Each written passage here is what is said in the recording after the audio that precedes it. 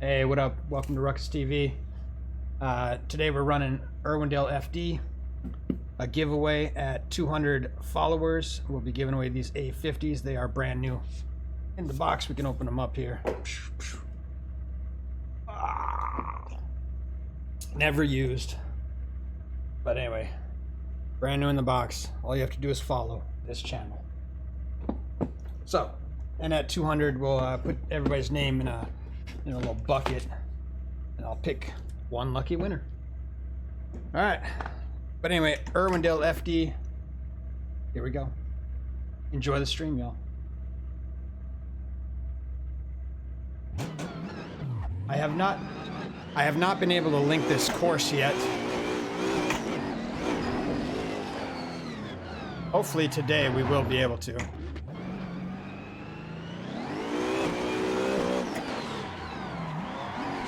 Whoa.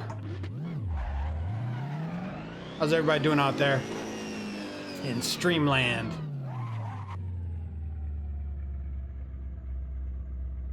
Hope everybody's staying safe. I don't know how to shut that thing off above me there. It keeps coming up. I don't know why. It never used to. I don't know if I hit a button on accident or something.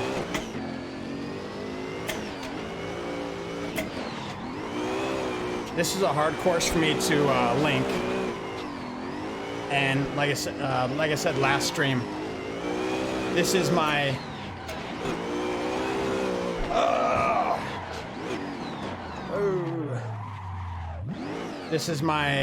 now what, second?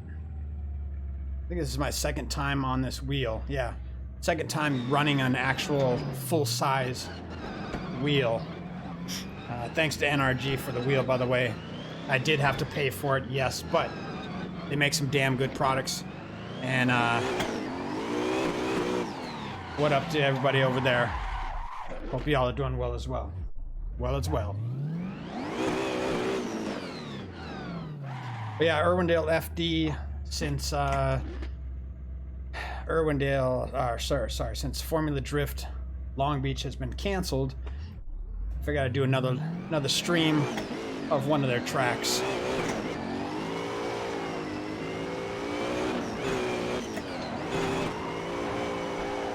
Keep it off the wall, motherfucker.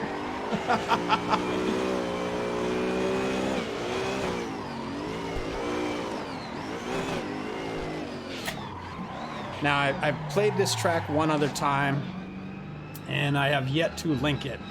So, hopefully, like I said, we can do that today.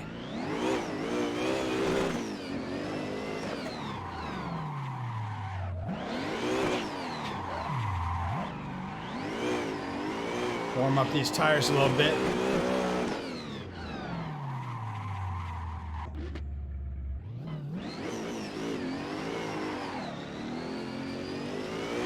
So the 30 PSI in the front, 40 in the rear. Ah, shit. Which gives you a little bit more slip in the rear and more little grip in the front there.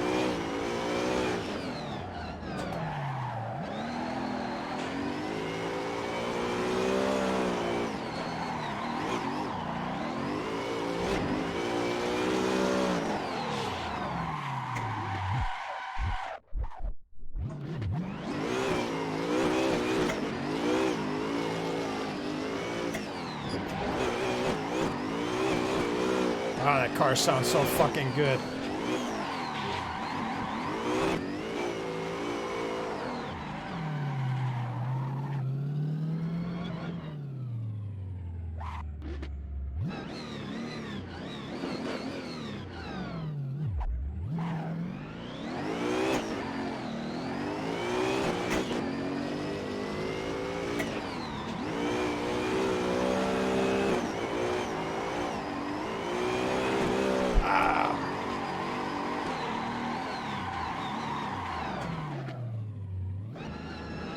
Hit the fucking, I think I hit my camera here from my feet.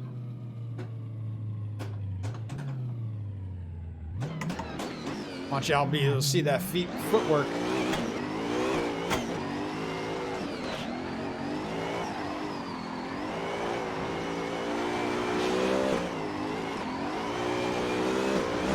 Ah. Almost there.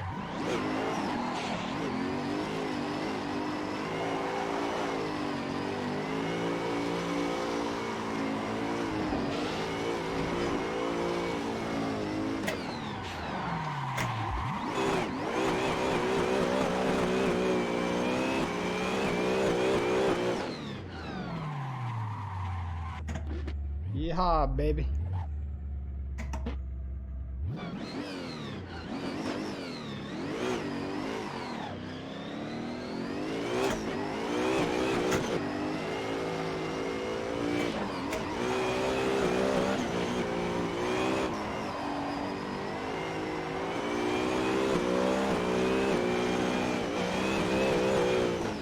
Ah, fuck.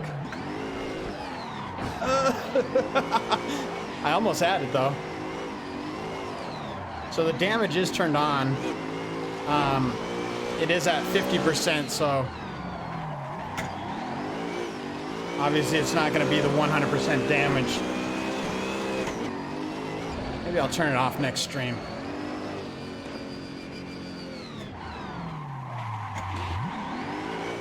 If you've never been to Irwindale, it's a great little track. I have not drifted it yet. I'm working on that.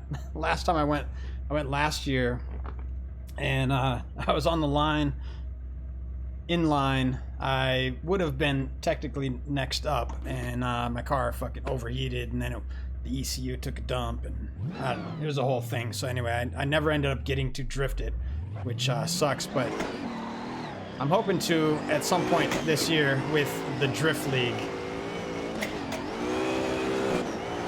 So this is a good little practice. I feel like I need to change the grip level again. Although I'm running such a fucking, what is it? It's at 50. What are we at? Well, currently the levels, it says 52 PSI.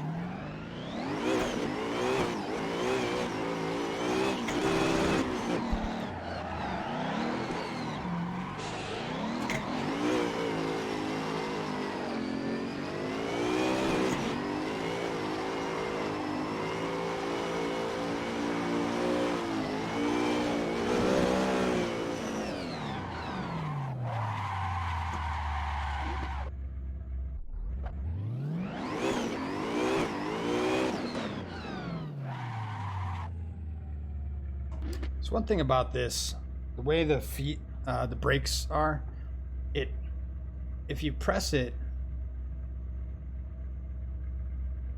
I don't know, they fucking lock up so easily, and it's one thing that I don't like about these pedals, but really no way around it, I guess, so.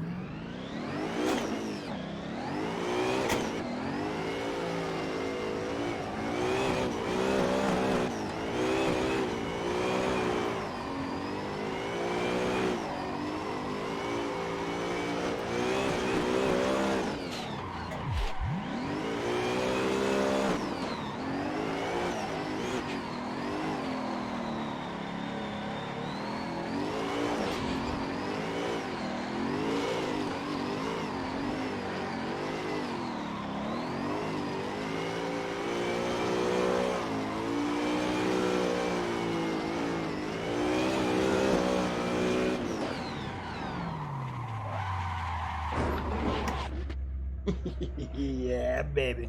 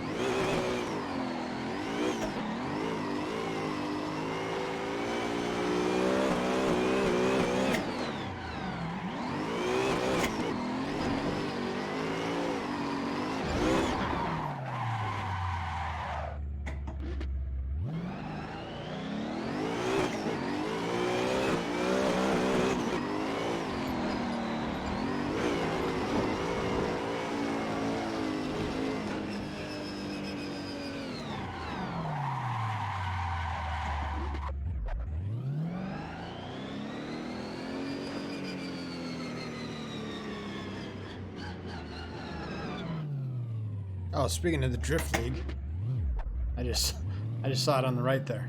I didn't realize. Right there. The Drift League. How should we talking about, baby?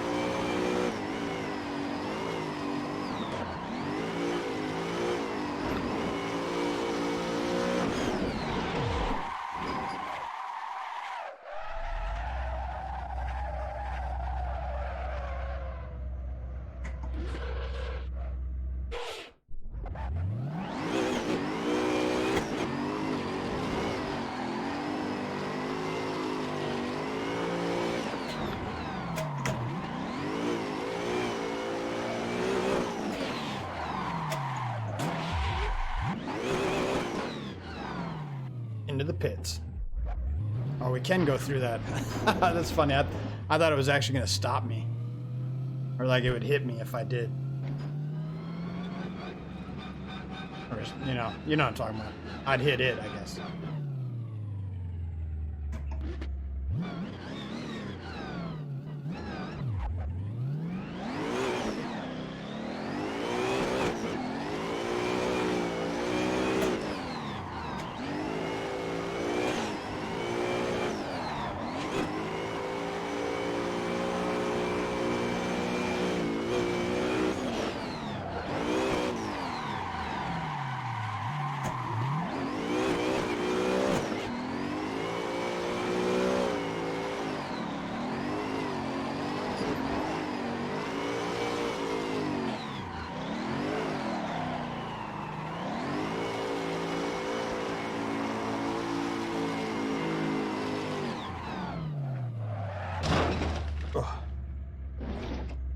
Feels like it's running really weird right now. Don't know why.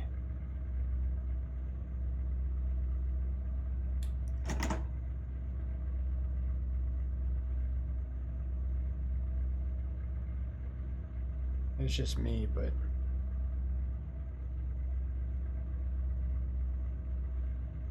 I don't know what that fucking thing is. Huh.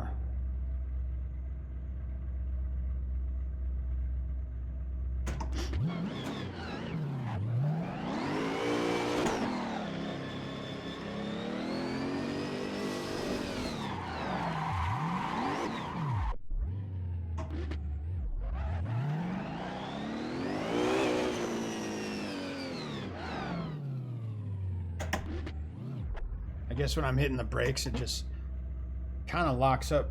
I guess if I press too hard, I don't know.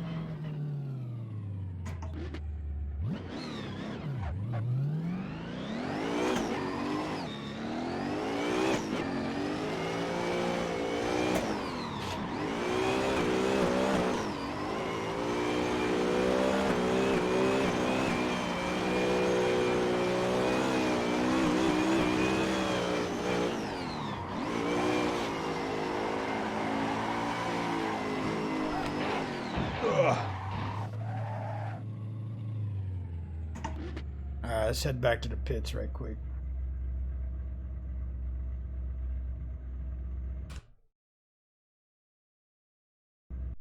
Back to the pits. Yeah, 30 psi in the front, 40 in the rear. Gearing, I'm going to actually switch the gearing up. And I'm going to go down to 3.360 as the final gear ratio. Save that, override it, load it just in case, and then we'll cut back to the track.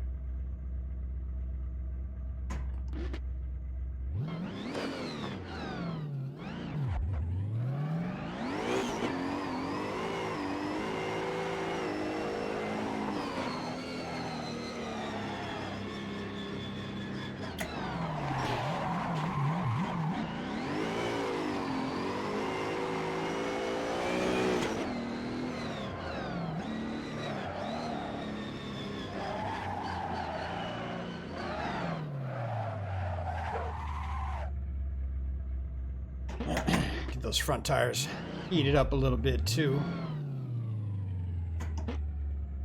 Never hurts, right? A little extra grip. Although I am running a pretty hard.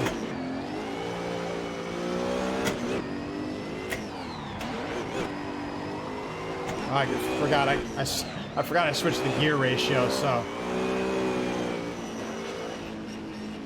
yeah, this might be a little too much for the gear ratio.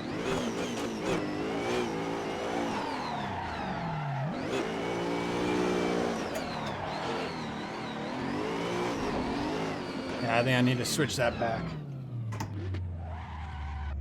Little too much.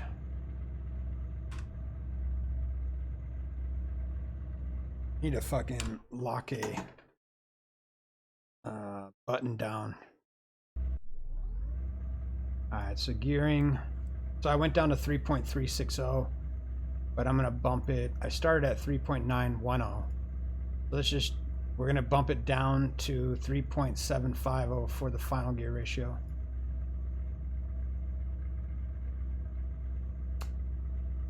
Make sure to save it, of course. Override it and then load it just in case. Boom. Alright, so let's try that. Yeah, I think I went a little too extreme on that gear ratio. Because I still want to be able to use third gear, and I was just banging the limiter a little more than I wanted. So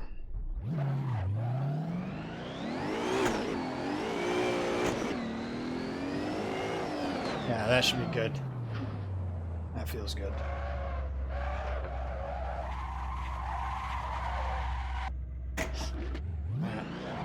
Keep these tires up a little bit.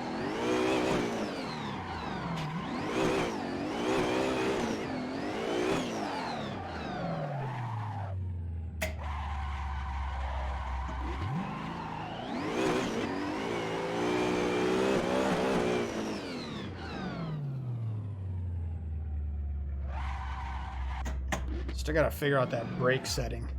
It just, I mean, my shit doesn't lock up that easily. Come on.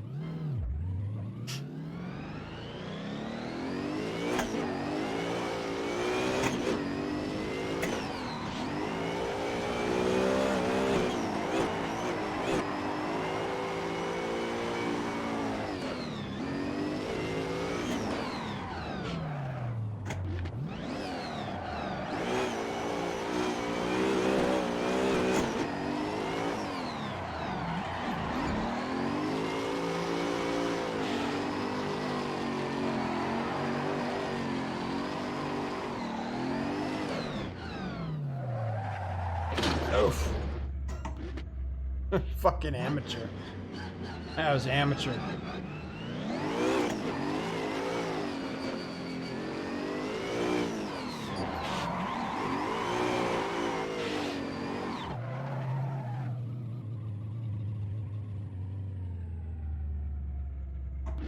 Alright, it's all about practice. Practice. Practice. Can't express it enough.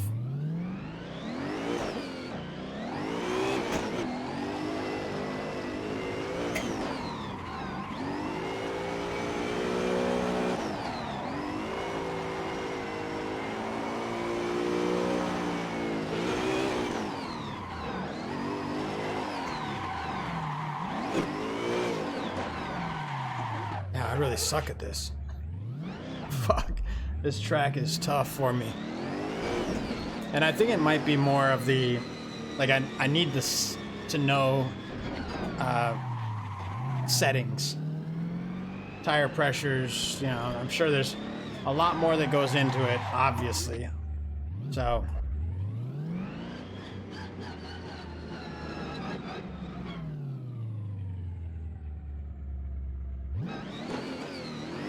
I don't have all the answers. I wish I did.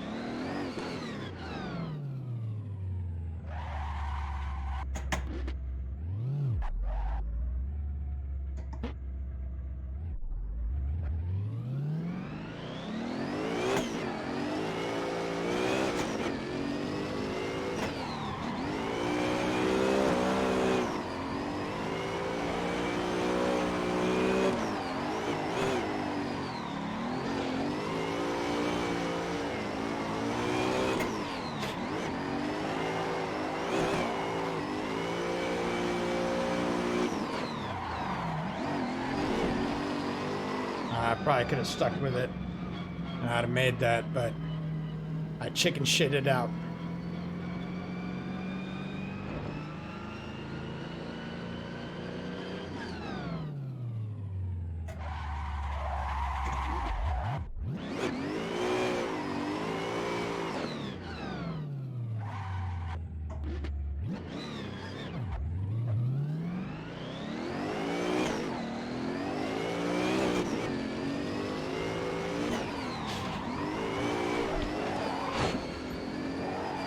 Damn.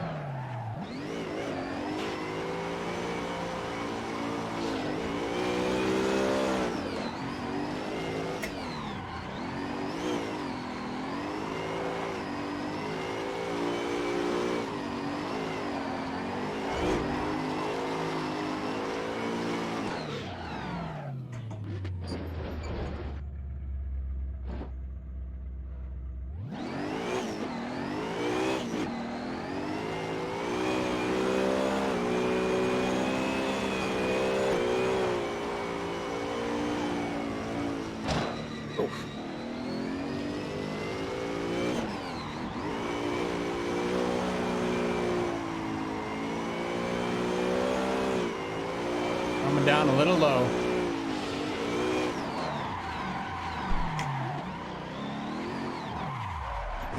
Oof. Oofta.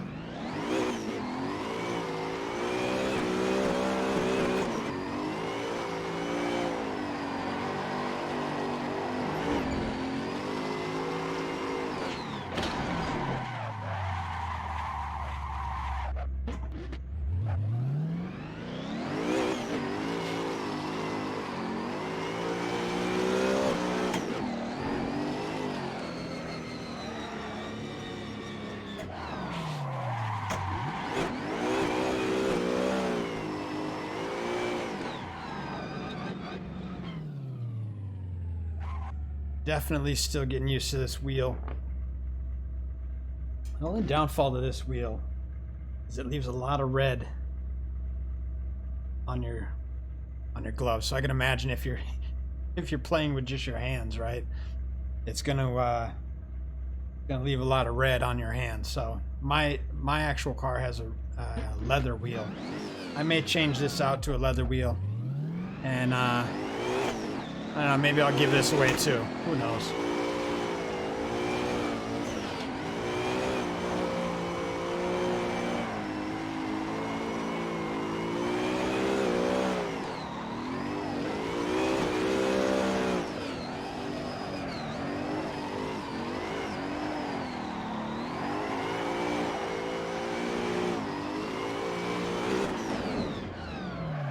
almost there.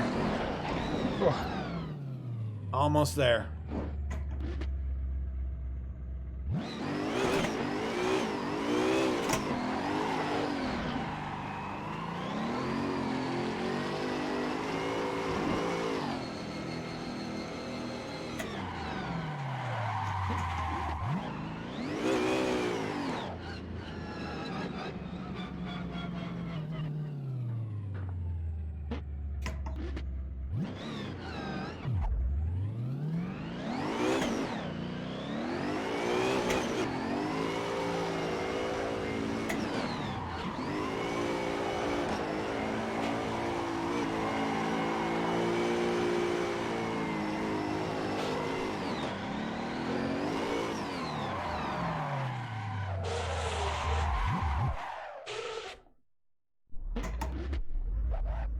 These are, you can't, can you drive through these? Oh, shit, you can, okay.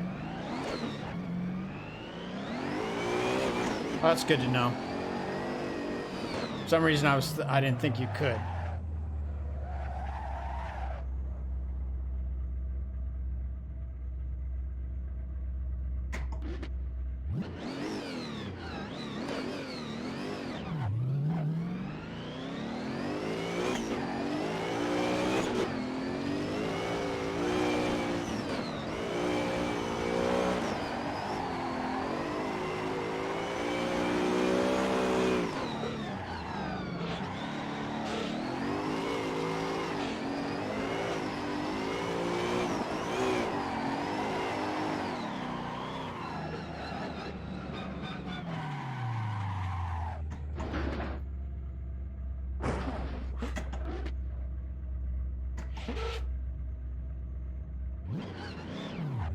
Trying to figure out what this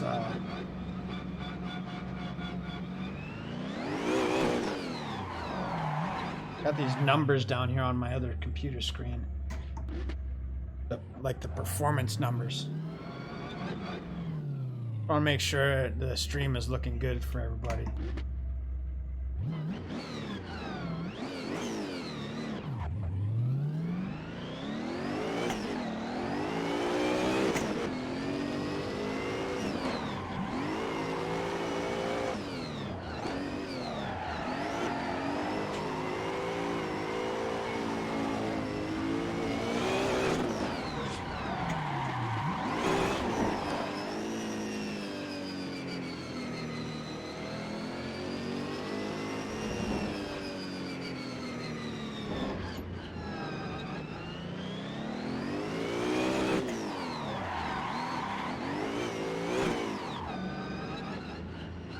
Alright, so what we're gonna do, I'm gonna flip off this light real quick. Hang on.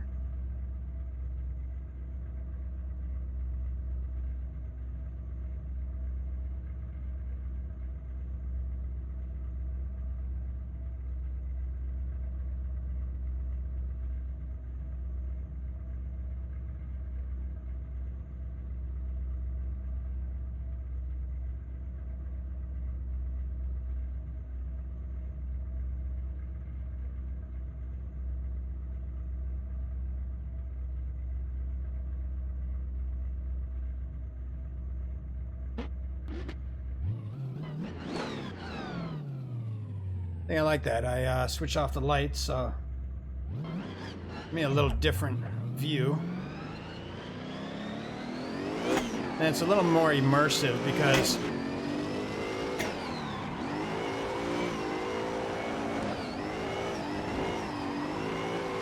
I have this big 50-inch screen TV.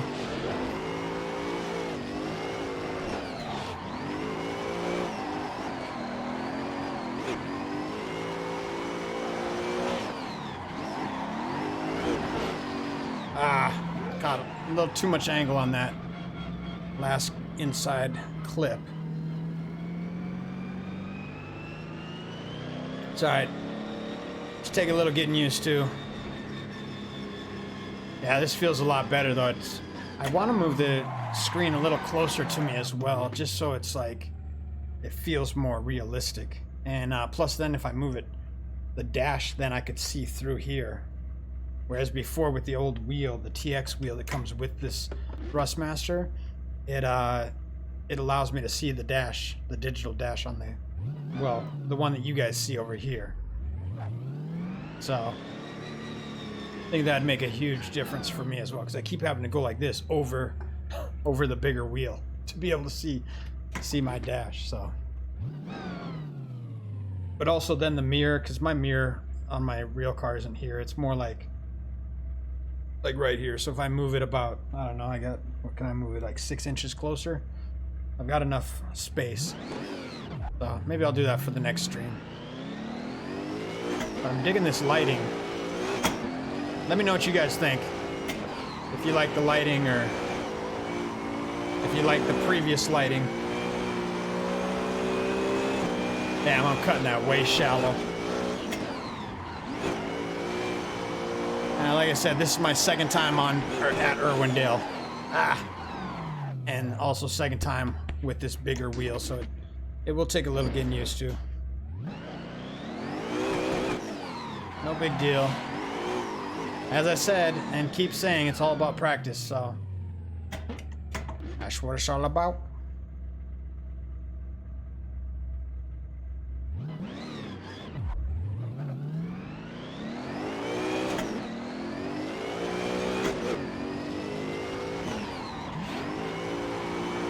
Way too shallow.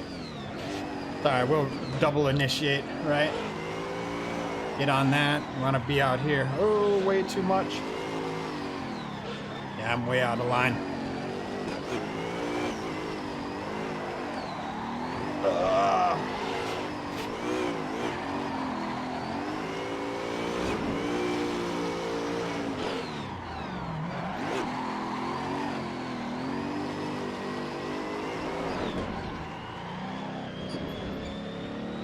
This is a fucking tough track.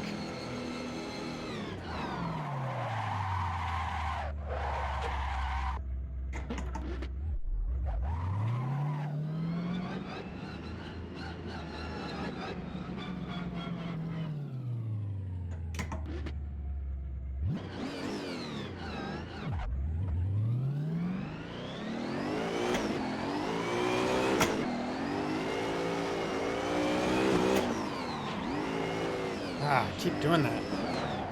It's like I fucking under-initiate.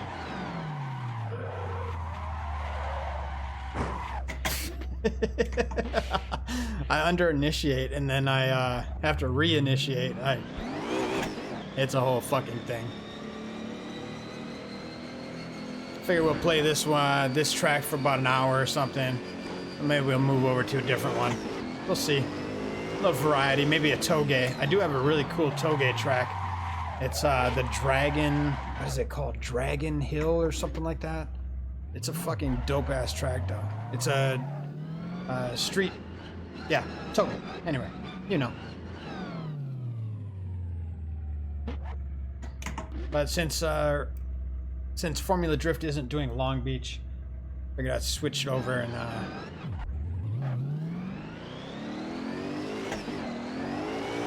do a Formula Drift track.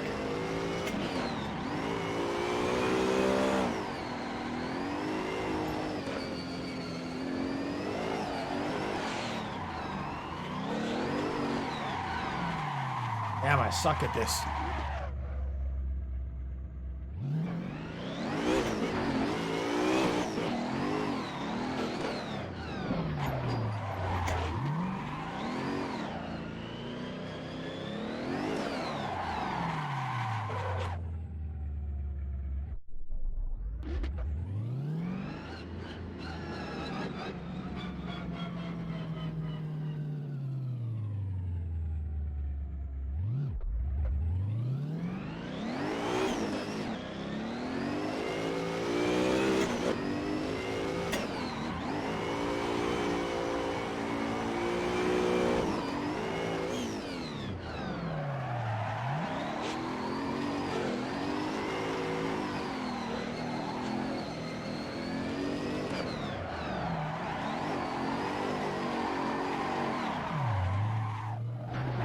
Alright, I think I might just fucking switch the tracks now.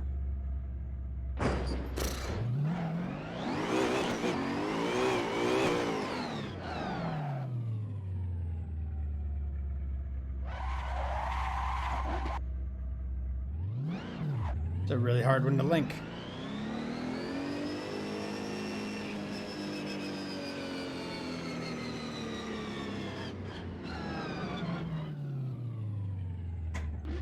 Or maybe I'll just stick it out and fucking deal with it. My goal is to link this whole track like a champion by the end of the stream. Starting now.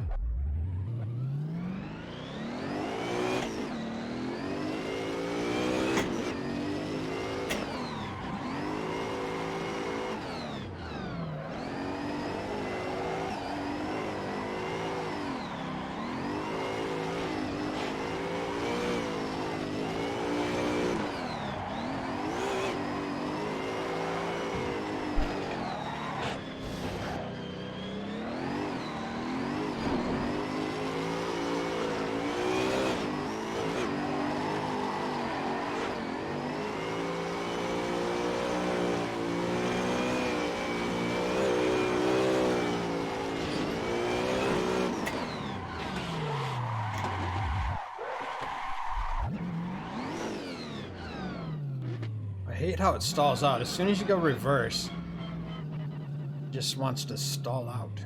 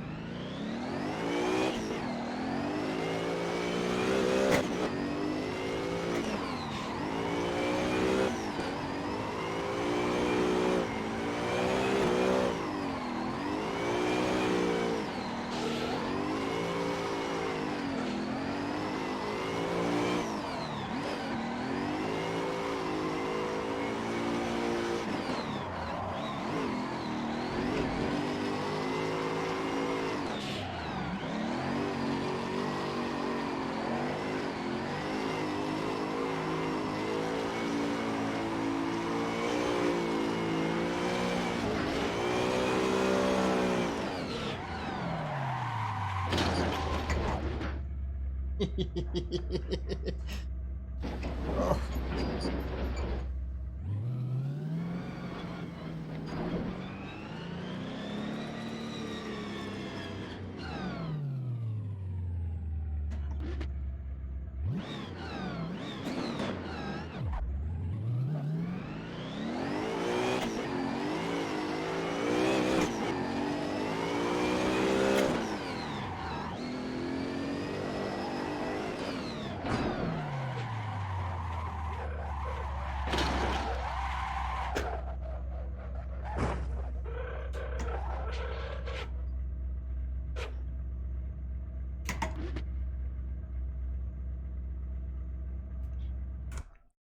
We're gonna hit back to the pits and reset these fucking tires.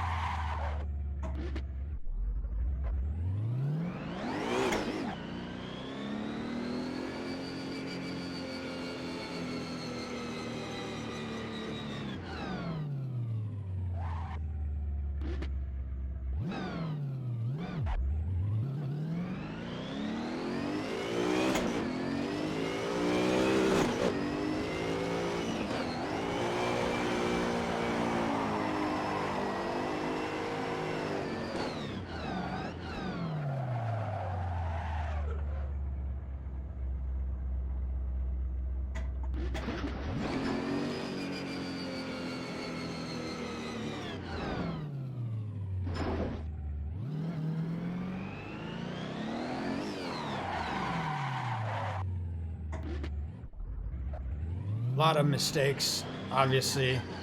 Trial and error. It is a banked course, so the tire pressures do make a huge difference.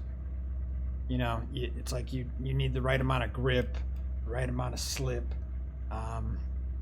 angle. There's a lot that goes into this if you've never drifted a banked course before. So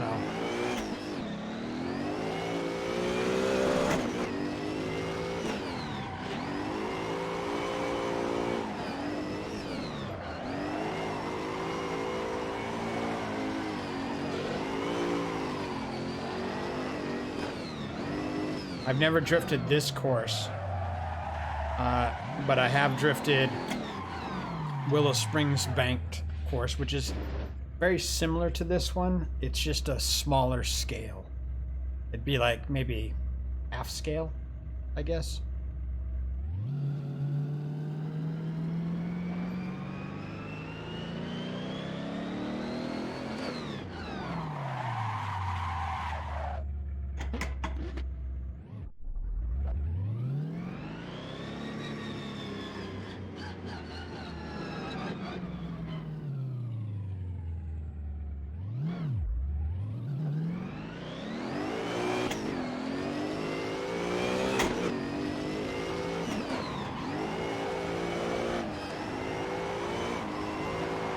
See, I'm getting way too much fucking angle. It's going like full lock.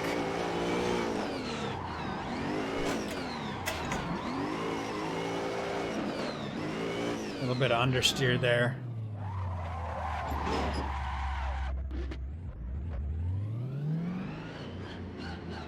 Now I'm gonna... Now I'll let these tires wear out.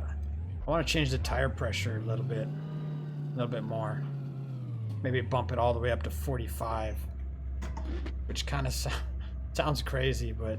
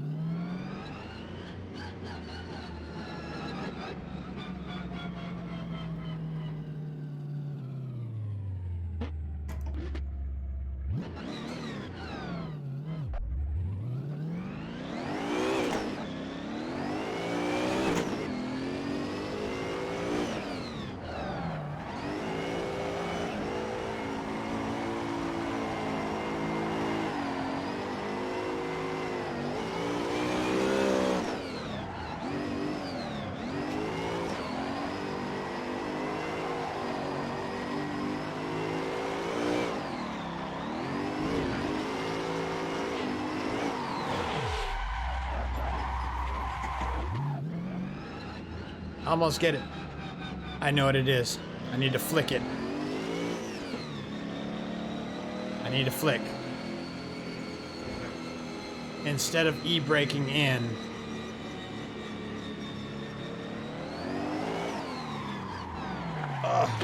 yeah, instead of e-braking in, I need to... How did I break it?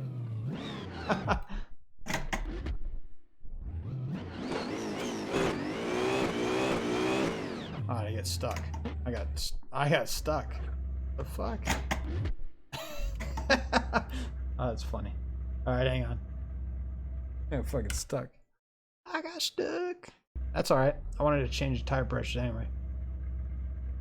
Actually, no, you know what? I'm just gonna do the flick in. And see how that goes, because e-brake ain't working proper for me. Trying to think of what at at the other track that I was talking about at Willow Springs, I would do a flick in as well. Flick in a little bit of e-brake though. I do remember. Right? There's a video out there online somewhere. YouTube. Of course.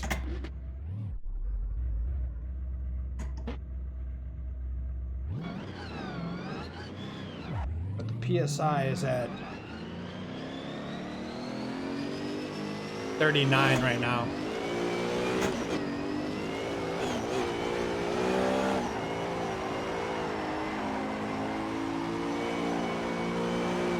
Yeah, that's the deal. That's the ticket right there. Okay. And I think that's what I did last time too. I started out doing the e-brake in, and I couldn't do the whole course. But then I was like, oh yeah, let's try the flick. And the flick started working, so. It's just been a while since I've drifted this track, so. It's alright, we'll get it, we'll get it. So I'm just gonna flick it in. When I do that, I feel like Justin Pollock. If you know who Justin Pollock is at all. JTP, also known. Drives the Roush Motorsports Ford Mustang.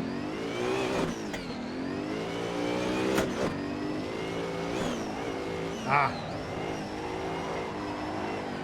See, I keep going full fucking lock right there, and I don't wanna. Damn. Oh shit, let's drive through it.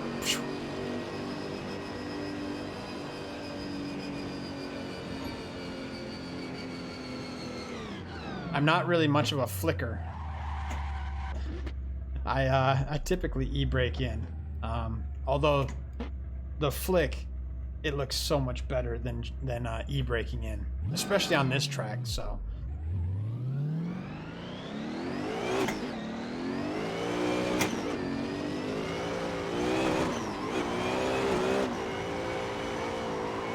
Way shallow. That's all right. It's my second time on the fucking track, so we're getting it.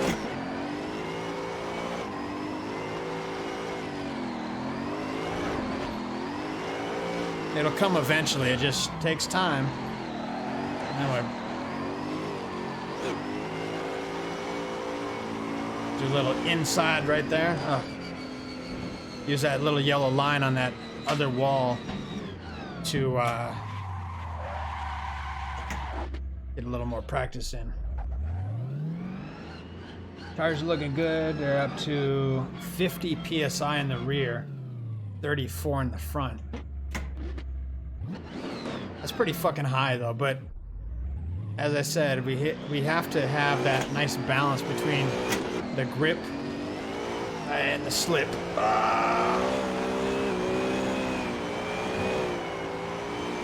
Damn.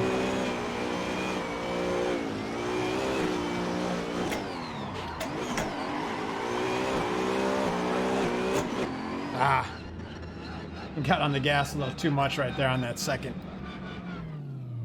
outer zone.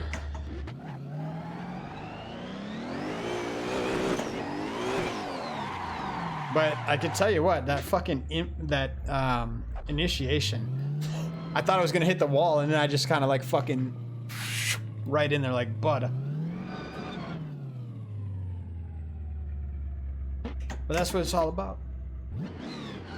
I keep saying it, man.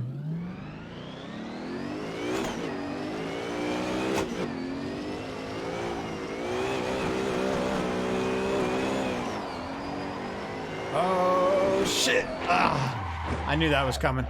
See, and this is where VR will come into play, right?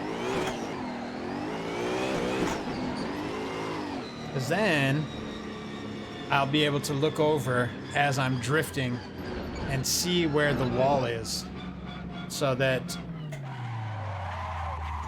I know my proximity, and then I can make my adjustments. Because right now, obviously, I'm just guessing the distance from the ass of the car to the wall. So once I hit 50 people, 50 followers, I'll get into the VR.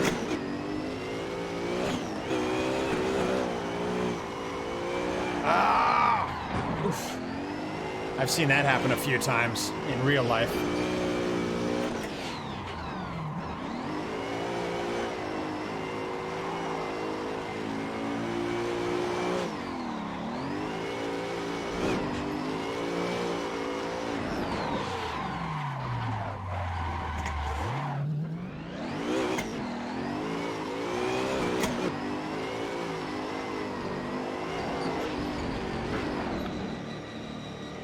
Like I said, by the end of this stream, we're going to be linking this like a champion.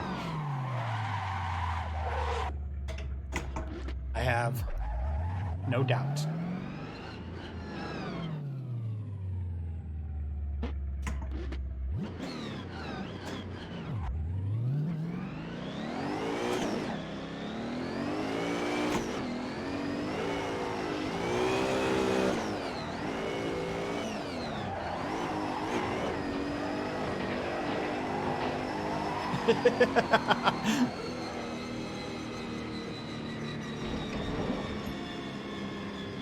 That sucked horribly.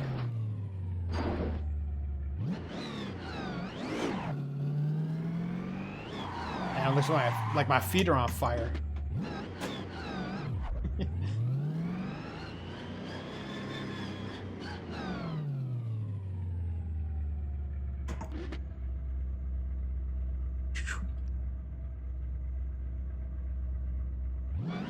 All right, here we go.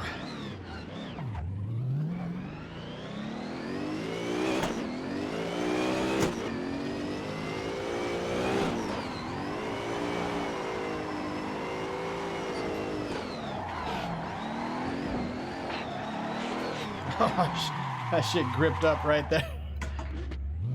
It was doing good, and then all of a sudden it gripped up and threw me into the wall.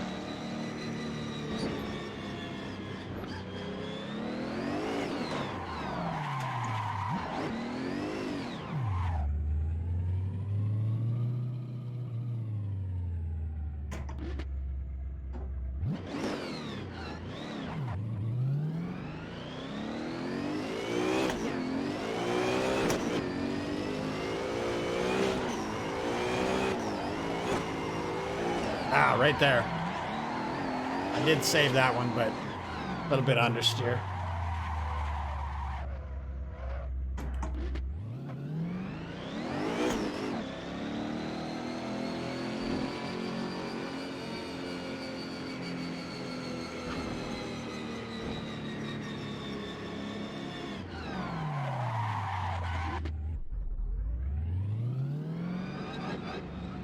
Yeah, it sucks everything's getting canceled because of this this thing going on.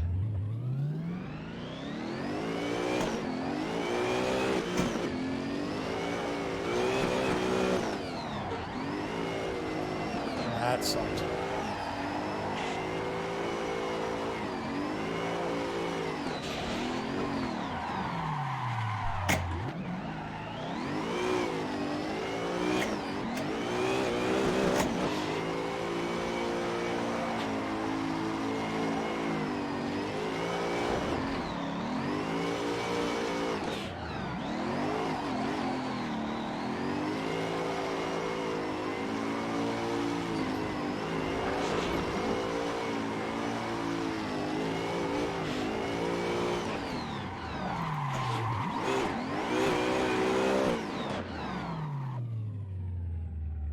That's how I enter my pits, right there.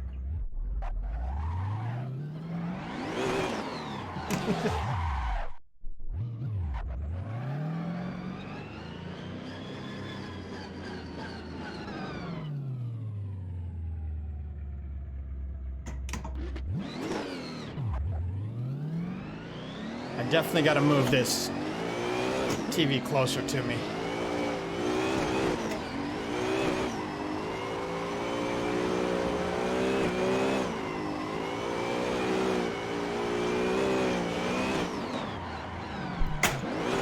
I knew that was coming. It was like Vaughn, I think it was the Vaughn Gittin Jr. a couple of years back.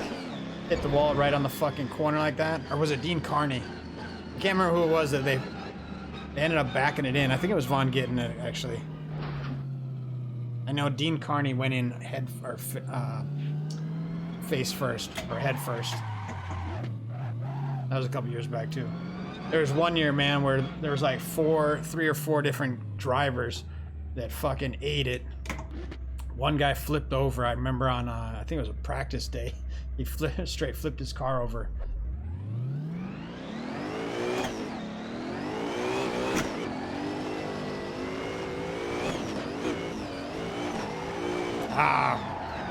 That was all kinds of shitty.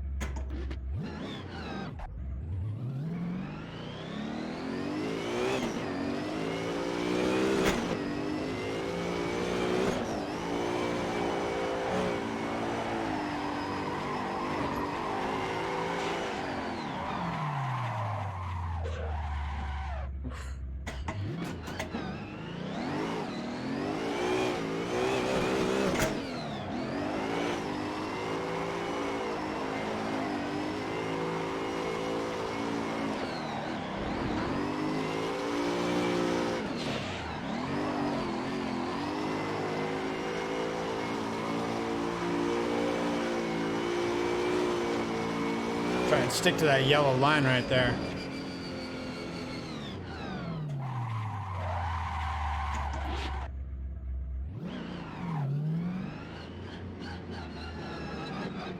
I did have a couple good ones, or like, I shouldn't say good, mediocre.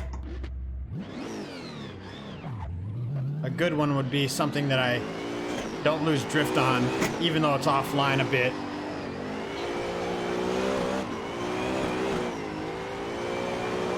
See, like this is very shallow, but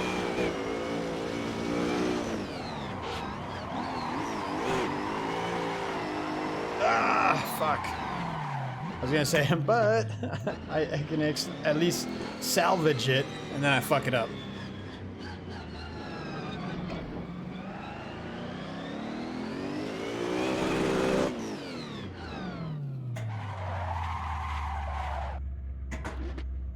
Hey, how's the stream looking for you out there? Is it smooth, I hope? It's not choppy. For some reason, it looks choppy on my other monitor over here. Hopefully it's not, though. Hopefully it's not for you guys anyway.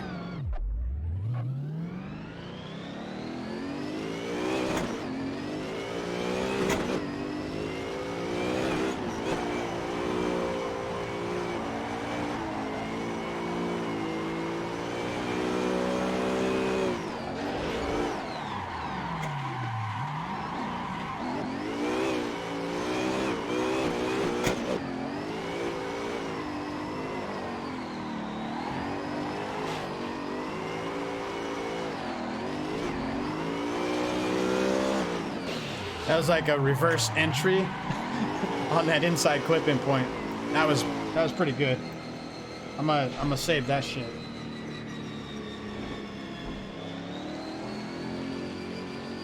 Even though it wasn't the greatest run overall, it still, I thought it looked pretty good. Felt good. We're getting there, folks.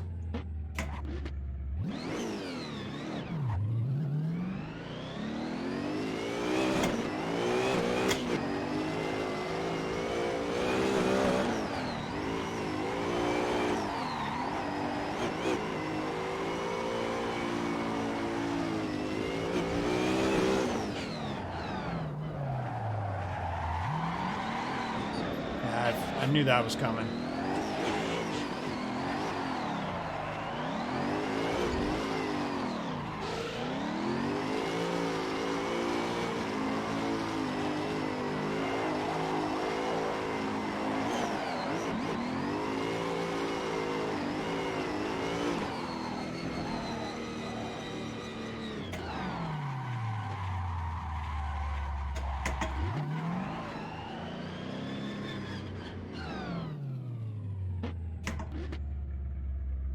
Hey, thanks, brother. What is it, Ilmsway? How's it going tonight?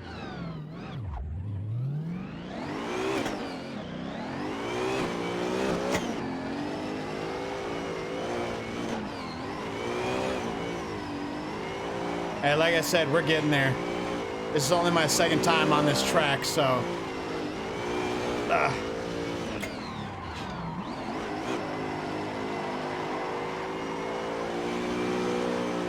Just takes a little time. That sucked. That sucked.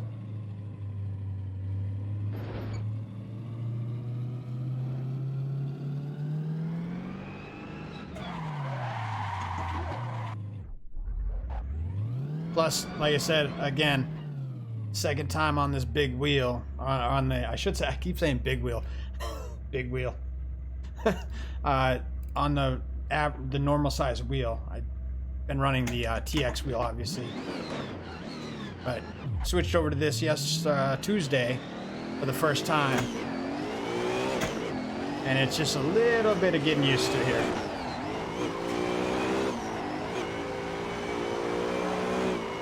But thanks for tuning in, y'all. Much appreciated.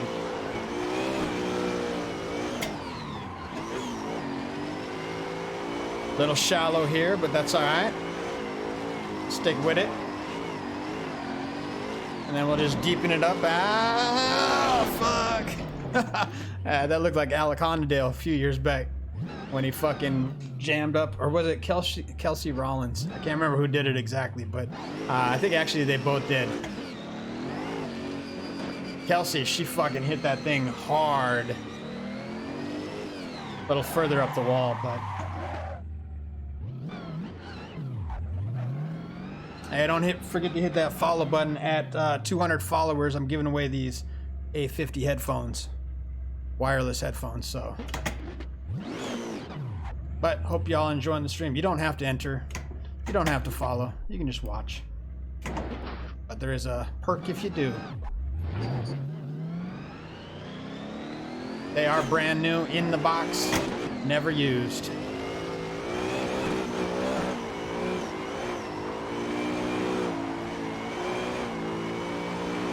Ah, there we go. That was better. Hey, thanks for the follow. Oh, shit. Ah, I was going to try and save it. Hey, thanks for the follow. Much appreciated. Logitech 920.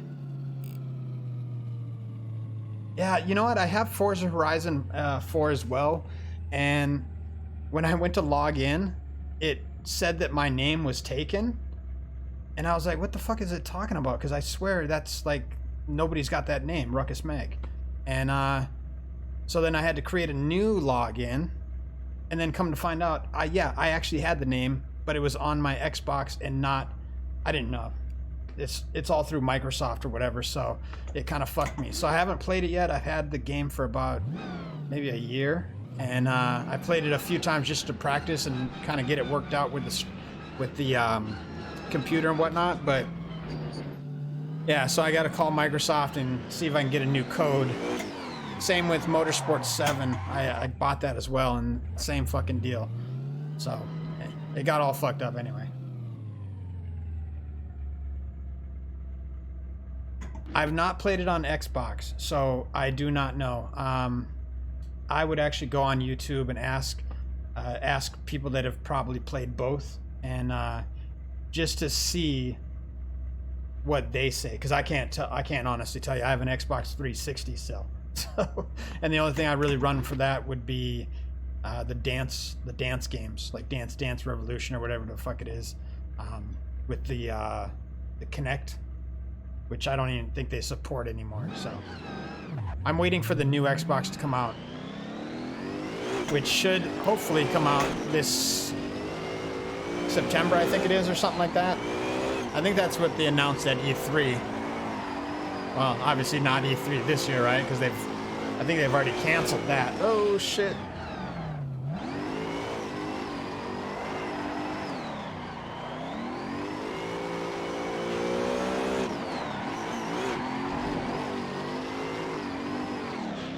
But yeah, I couldn't honestly tell you. I've heard from other people that there's some kind of funkiness, but I don't know. I've never played it myself. It's like if somebody tells you, hey, watch this movie, it's a great movie, 5 stars, da da da da da. But guess what?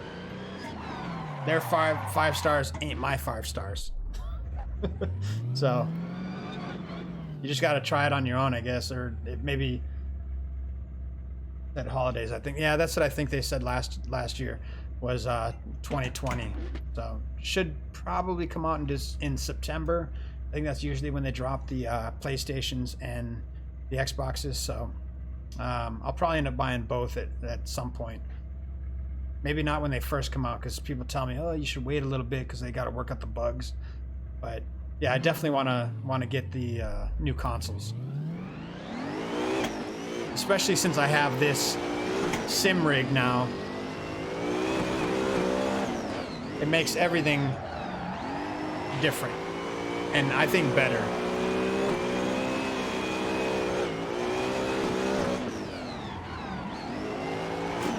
Ah, shit.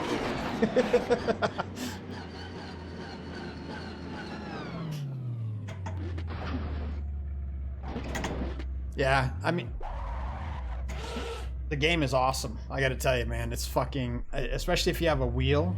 I've not played it on controller, mind you, but I gotta tell you, the fucking wheel, and you're talking about getting the 920.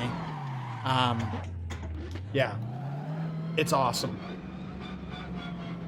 This is the Thrustmaster TX with the pedals, and it came with the pedals, and what else did it come with?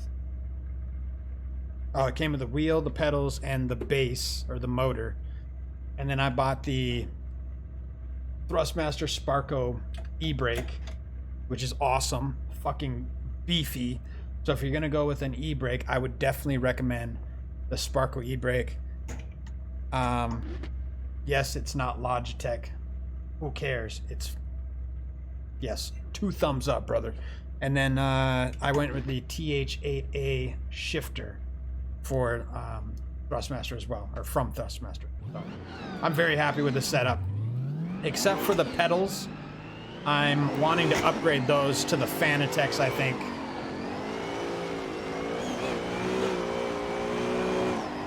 Just because these pedals don't really, they don't feel real. They feel more kiddie than anything, so. You know, and I built this rig to practice for real drifting. So it's like I do IRL in, you know, obviously in real life, as well as the sim rig. So I'm trying to marry the two and just get a little more seat time. Obviously this is cheaper than going to the track every weekend, or, you know, a couple times a month. So figure, what is it? Go to the track, costs about $1,000 to $1,500 every track day. So at least, especially the competitions. So the comps are a little bit more expensive, obviously, like $250 to start. Yeah. So this is my drift. Here, I'm just gonna. This is my actual drift car here, and it's got a LS1 in it with a T56 trans. So yeah, I do both. Hence the better rig, the actual, like I said, sim rig.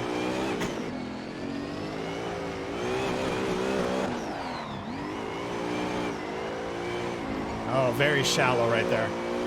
It's all right. We're gonna try and save it. Oh shit. Yeah, but I've never drifted Irwindale.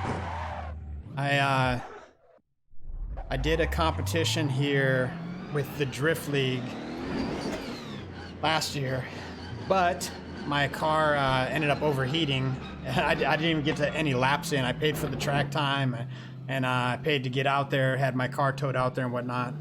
And then yeah, my car ended up taking a shit on the line. Well, not on the line, but like, you know, back there in the line to get to the line, and overheated. I let it cool down. I put new water in and all that stuff. And what car? The car that I'm driving right now is an E92. Yeah, I can show you. This car here is an E92. Let's see, switch the view. So this is what I'm running right now, but only because I cannot find my car in this game to save my life, as far as like the Koki front, the S13, you know. So I'm dealing with this car for now, until I can find somebody to build me one or something. Build my car into the game. So I'm trying. If you know anybody, send them my way. Hey, thanks, Ilmsway, for the props on the car. But yeah, once I find my car in the game, I'll be much happier. Or if I can get it built to my specs, which I know it's possible. I know there's people out there that do it. I just don't know them yet. I'm fairly new at. Oh shit!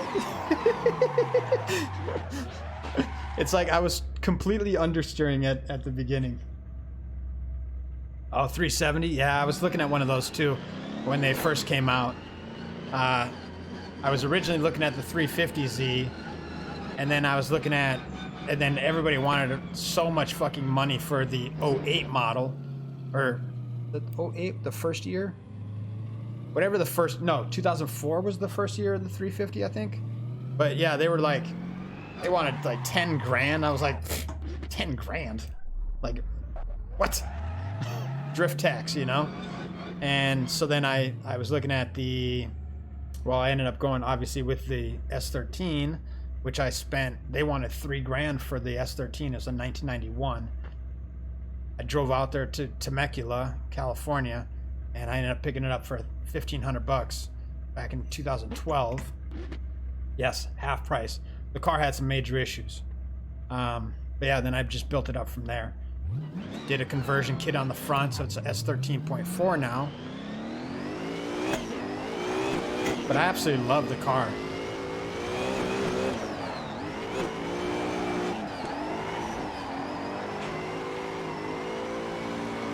Originally I had a had the KA in it, 2.4 liter, and then I put an SR in it, the SR20, and that didn't have enough power for me. So then I ended up building bought the LS1, and then I rebuilt that, and then I put that motor in a couple years back. So oh yeah, I absolutely love the S13, but I would love to build another car, and if I do, it's either going to be a 350Z or a 370Z. The 370 looks sexy, man, but and I'd have to look at pricing and whatnot. I want to keep it on a lower budget. Either that or a Corvette. Corvettes are pretty fucking dope too, and they basically come, you buy it, and then it's like you already got the LS in it. It's already got enough horsepower. You can get an LS3 in the Corvette, and you're going to spend what, 15? Let's say spend 15 to 20,000 on the car. That's still cheaper than what I built my SR or my S13 for. So I put well over 20 into that car. So.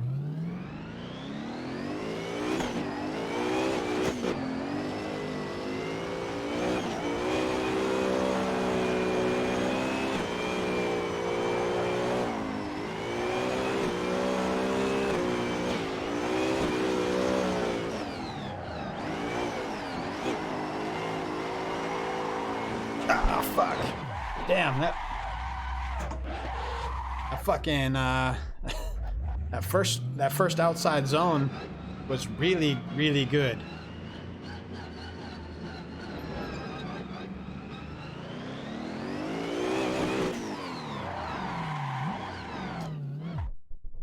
Yeah, I'm trying to compete in the Drift League, which if you look over to the right there, you see the Drift League. They run out of Irwindale.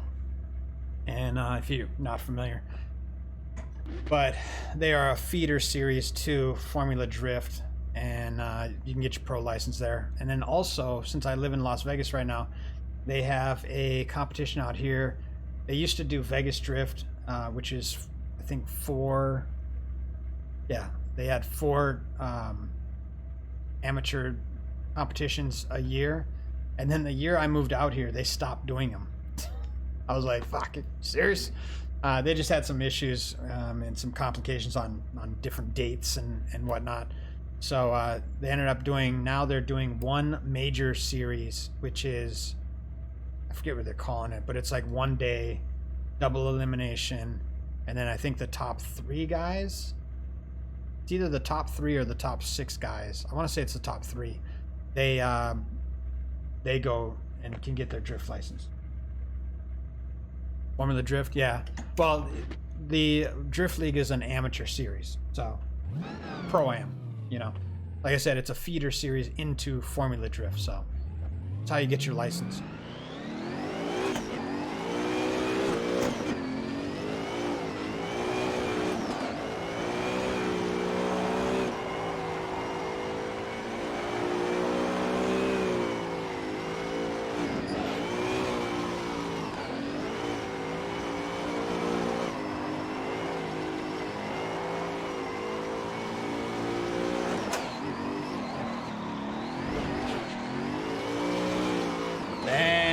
That was it right there. Oh. Yeah, that felt really fucking good. The Outer Zone 1 was not the greatest.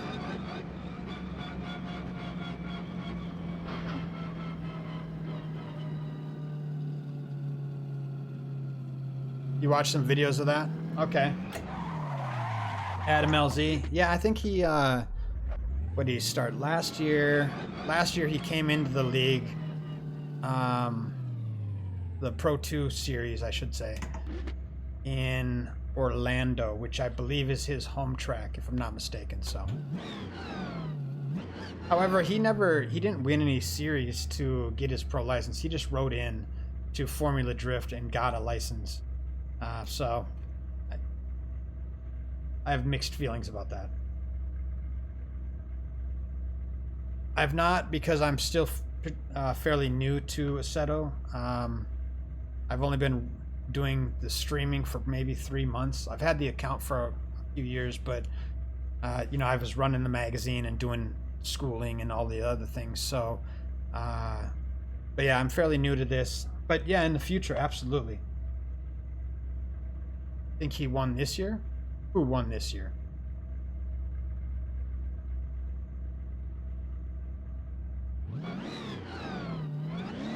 I don't know that.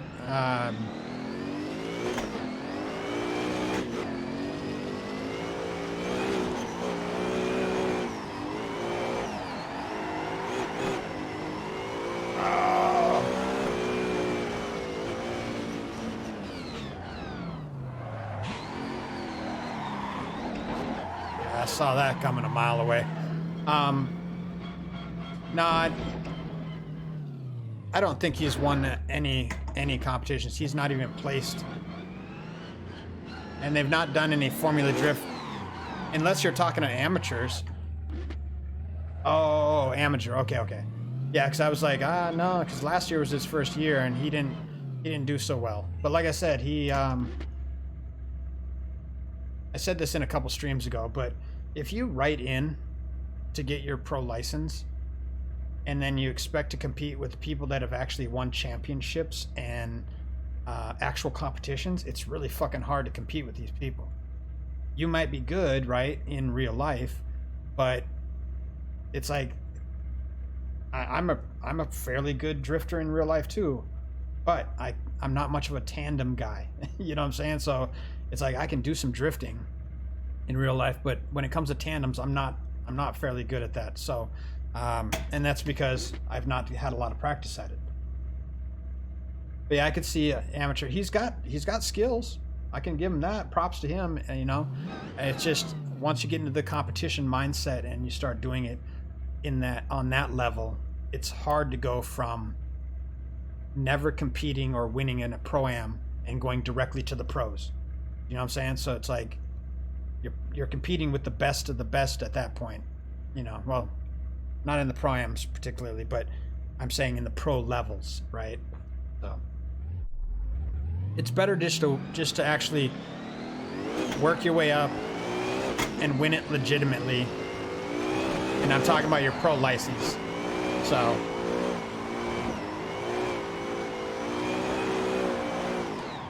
otherwise, I think you're just cheating yourself at that point if you're not. Ah, shit.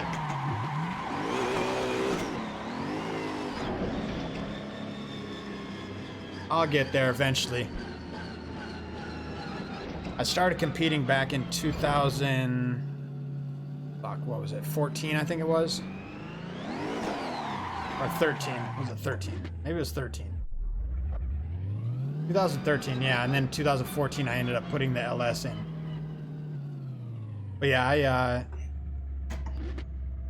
I was not good at the beginning of it. I just, you know, learning, my nerves got to me because I didn't know anybody there at the track. So it was like I was like the fresh meat, you know, coming in. And but once you get to know people, it's like it's a very friendly atmosphere. Everybody's really cool for the most part, you know. You'll run across some dicks every now and again, but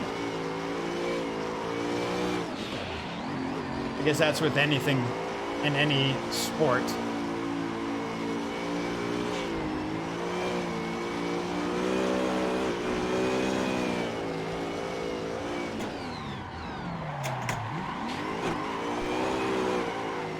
Oof.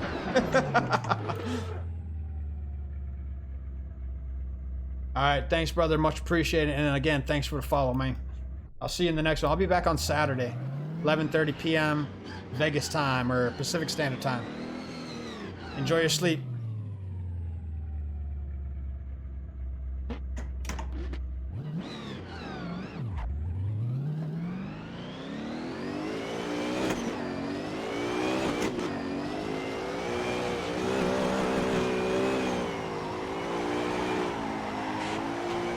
Oh shit.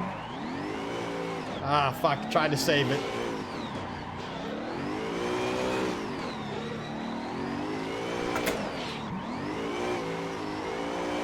It's alright, we'll salvage it a little bit.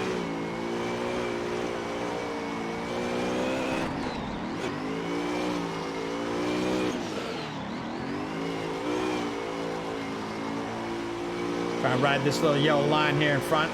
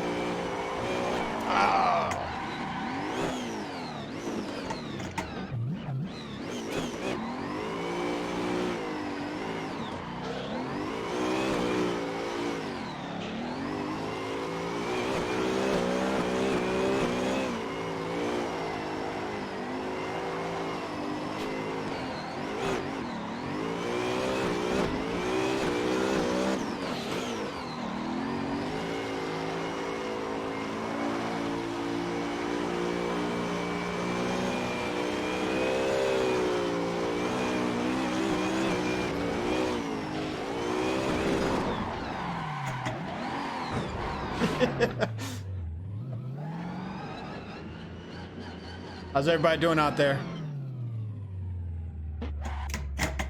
Hey, don't forget to hit that follow button. This is the giveaway at 200 followers. A50 headphones, wireless, brand new in the box.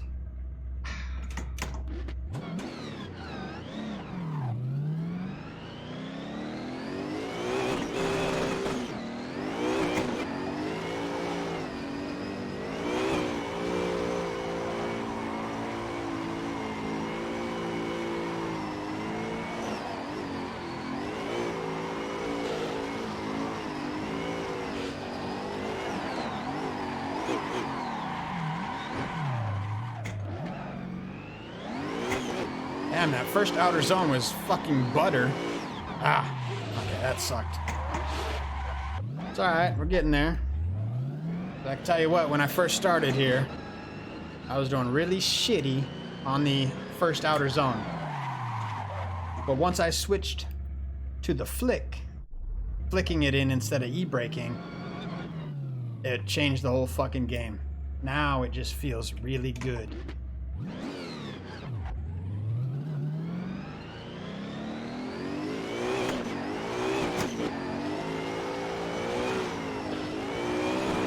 Okay, that didn't feel good.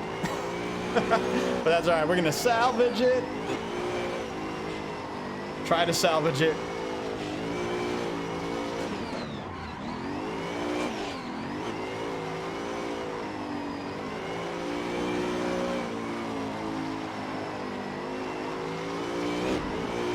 Oh, yes. And then we're gonna hit this little outside.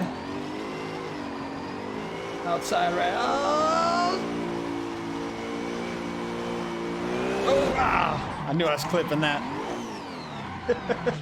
That wasn't bad though. Come on. I'm patting myself on the back. Here we go. There we go. That felt really fucking good.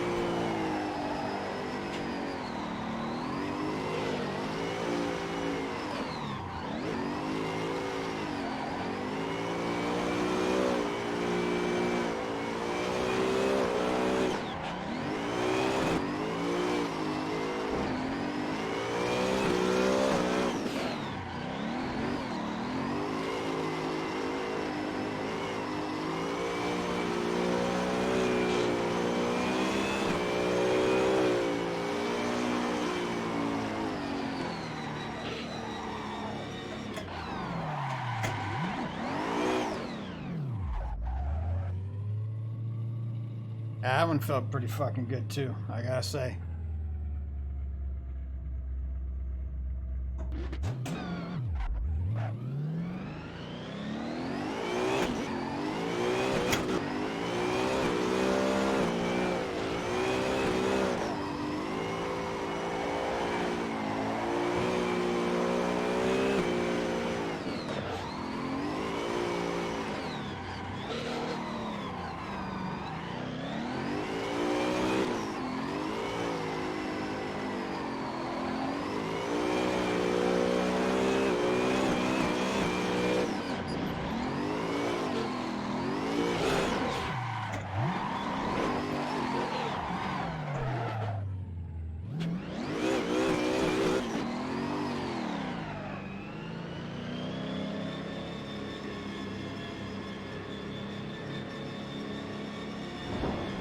Feeling good, feeling good.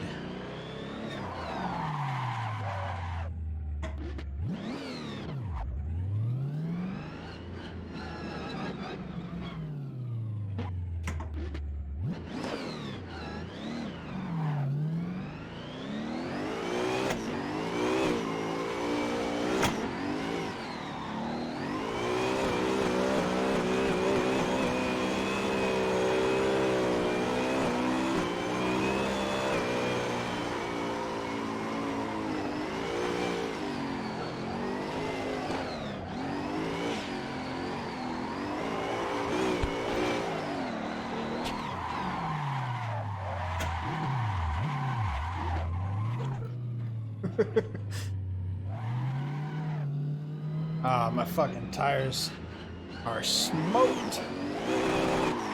Alright, let's go back to the pits right quick. Switch this rubber out. Ugh.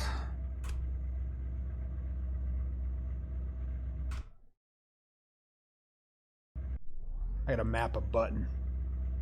So we're gonna drop the PSI down a little bit. Front, we're gonna go down to 25 PSI. and the rears we're going to go down to 35 psi. So we were at 30 in the front and 40 in the rear. So 25 in the front and 35 in the rear. Now the gearing, we're going to keep the same. Final gear ratio is 3.750, and see how it goes. So let's save that, override it, and then load it back out there.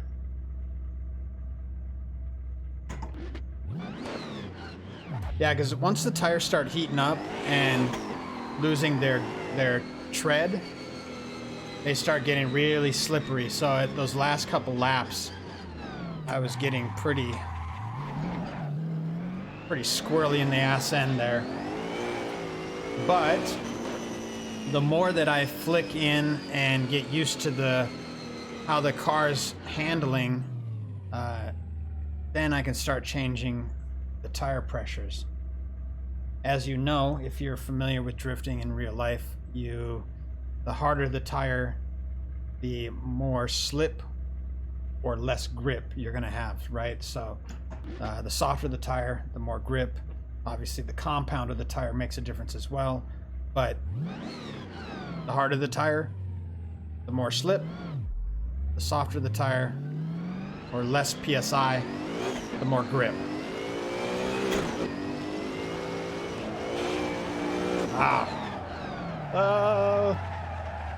And that's probably how I'm able to save it. What the fuck did I do? I fuck up the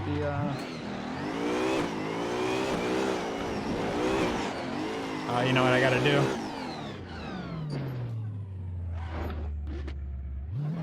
I get the tires heated up a little bit.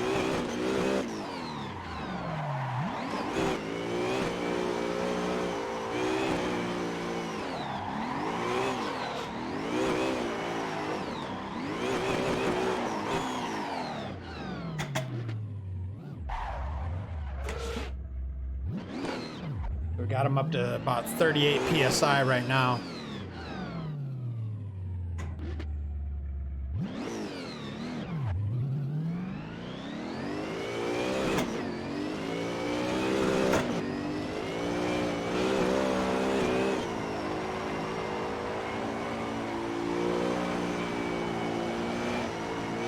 Fuck.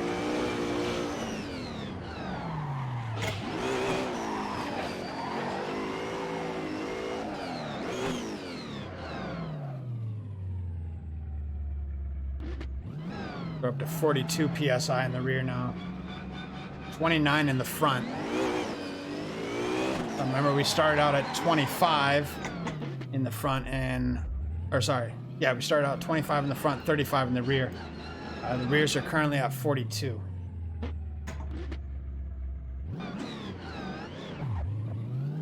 But on the last tires, they were all the way up to 50, almost 55.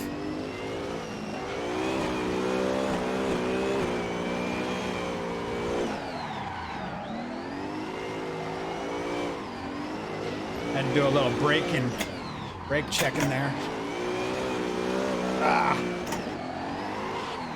That's so fucking squirrely. And that's not because...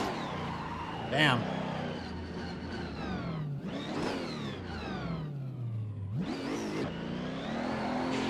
I'm wondering if I should have left the front tires at 30.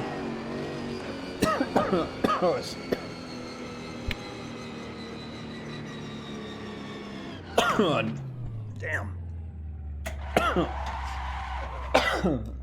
Oh, fuck, I took a breath as I was trying to swallow.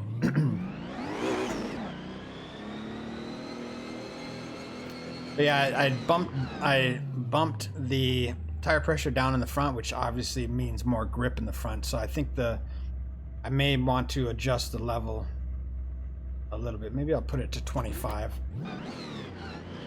on the next pit stop. But we'll try it out and see how it goes.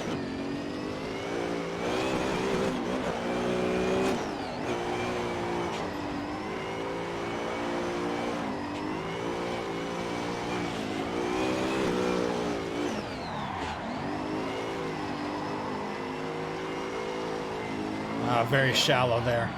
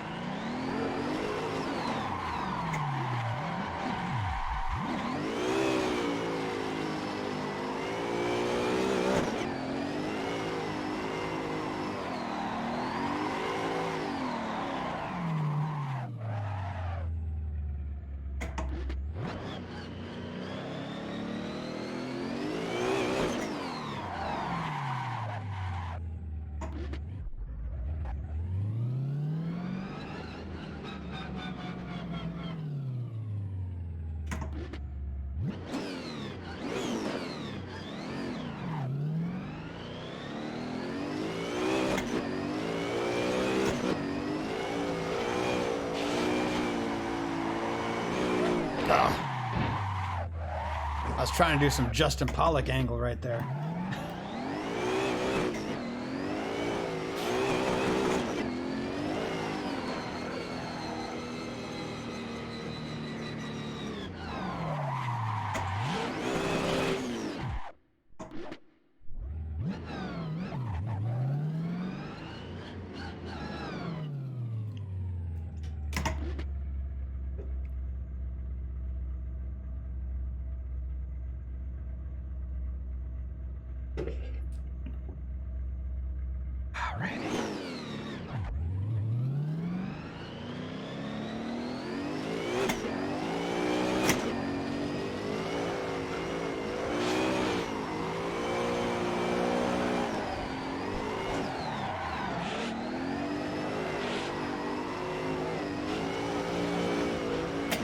Damn.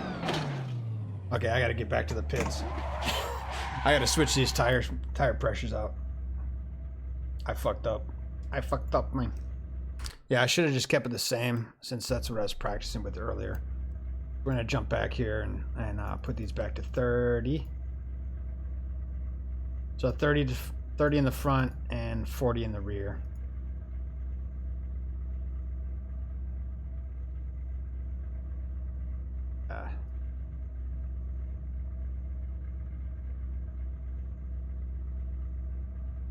Yeah, that felt better. Felt better for me.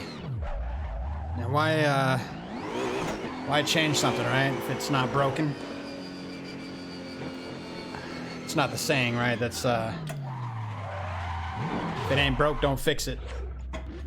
And I was feeling good with it, so we'll stick with this.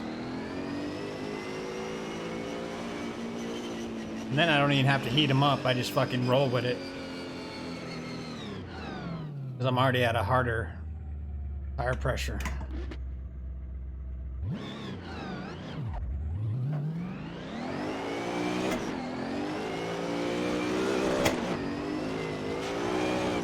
Oh, shit. Like the fucking understeer right there is so bad.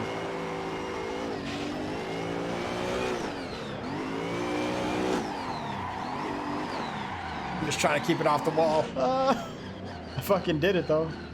Smacked the wall in the back a little bit, but it's alright. Salvaged it. Saved the car, that's all that matters.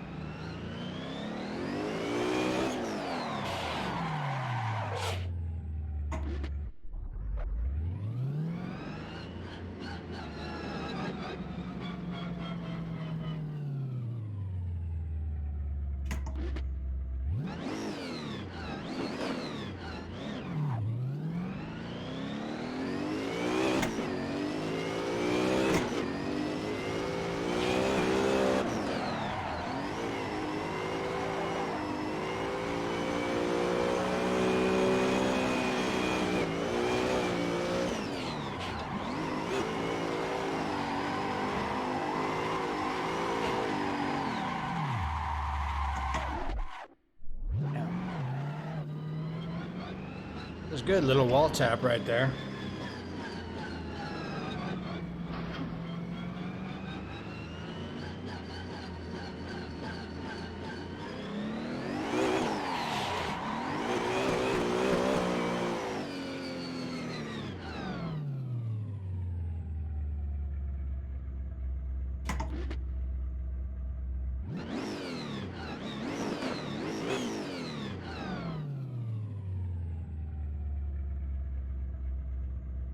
I gotta clear that chat somehow.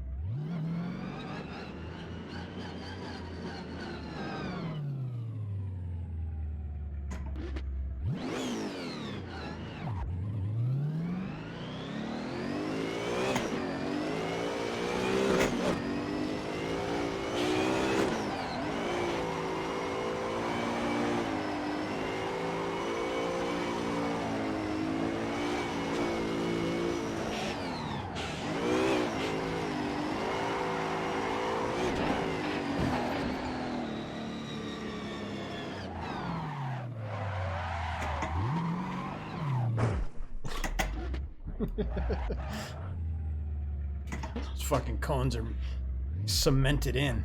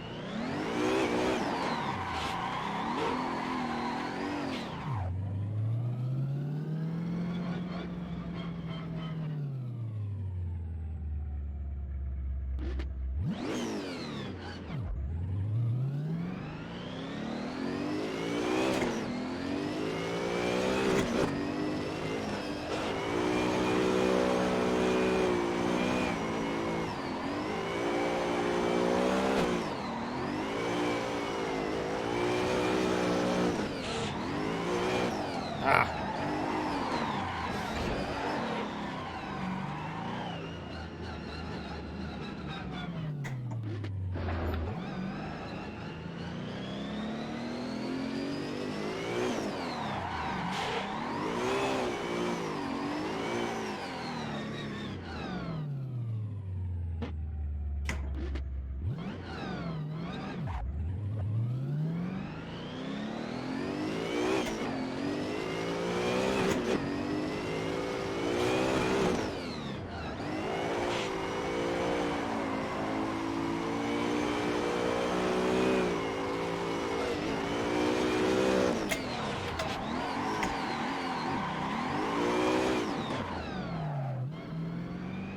Gotta keep it off the wall.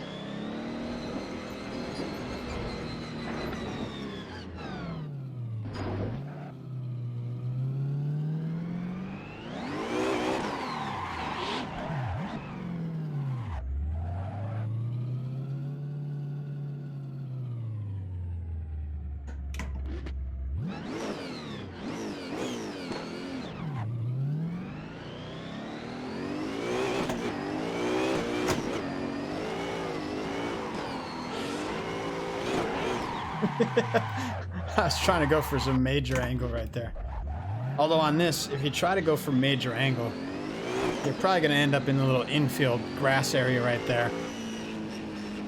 So, I guess depending on how you modulate your throttle, but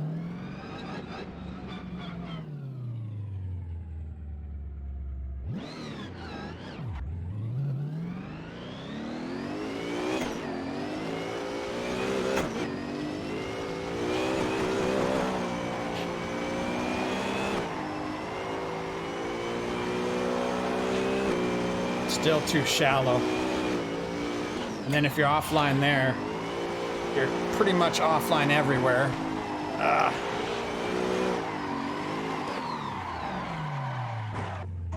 A wall tap there, but it threw me off.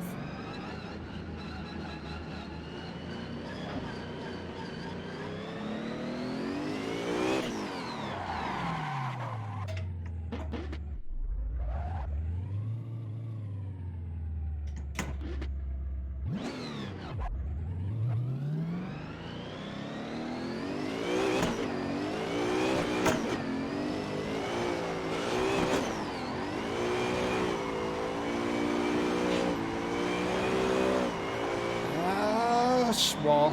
Oof. Damn. Alright.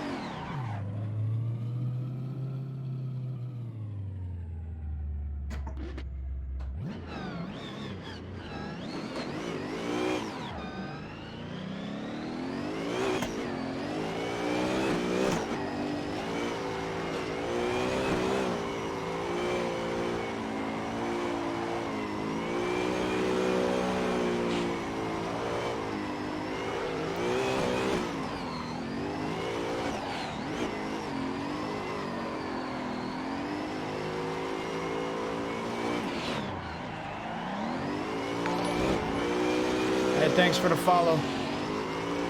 Much appreciated.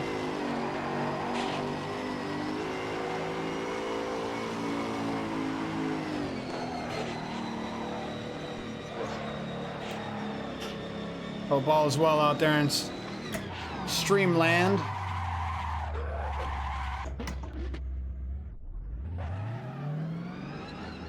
And just so you know, you are now registered in the drawing for these bad boys, A50s wireless headphones. So props to you.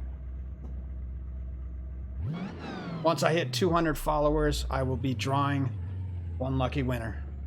I think I might do a giveaway at 100 followers as well. I'm debating on that. I do have one other product I might be able to give up that is brand new in the box as well, so keep an eye out for that.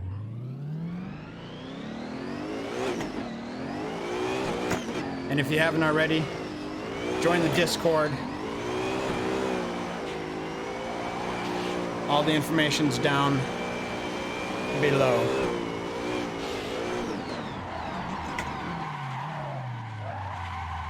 Oh, I can't believe I'd missed that fucking wall. Oh, man.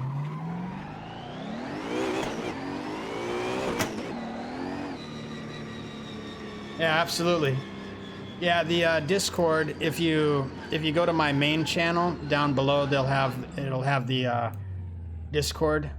The number is, I believe, 7648, but you can follow on there as well, or add, and then I'll accept you.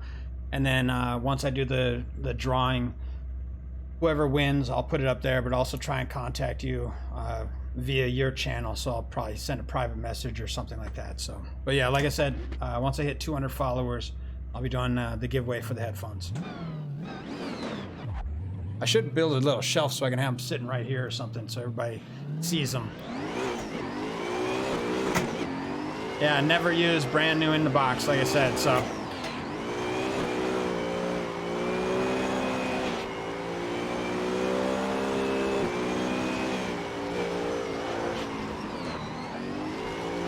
Now they are the older model, but regardless, they're, you know, retail on them worth 300. So I just never used them because I ended up getting a set of skull candies as well, and I don't know, I used those instead. But then I found these wired ones that I use for DJing, and then I use them for my photography stuff, video stuff. So, you know. Yeah, I like these, the wired ones. It does become a bit annoying when I'm moving around and I try to get up out of the chair and I'm like, oh shit. But, you know, I deal with it.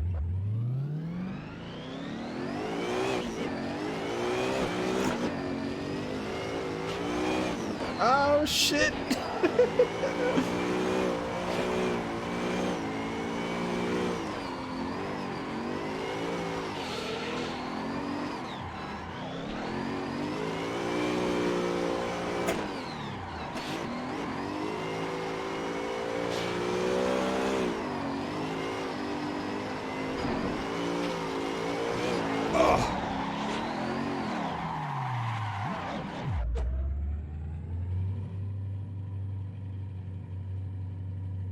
Yeah, you know what? I never actually used the A50s, like I said, but I don't know. For me, I liked them because they were a little bit slimmer and they fit on my ears better. The only thing that sucks is the skull candies. I tried to use them for this, and it just they cut out, and I don't know. So I can't use the microphone, but I don't know. I use them for like in the other room. In my living room, I'll use them if I'm watching or if I'm playing a game late at night or something.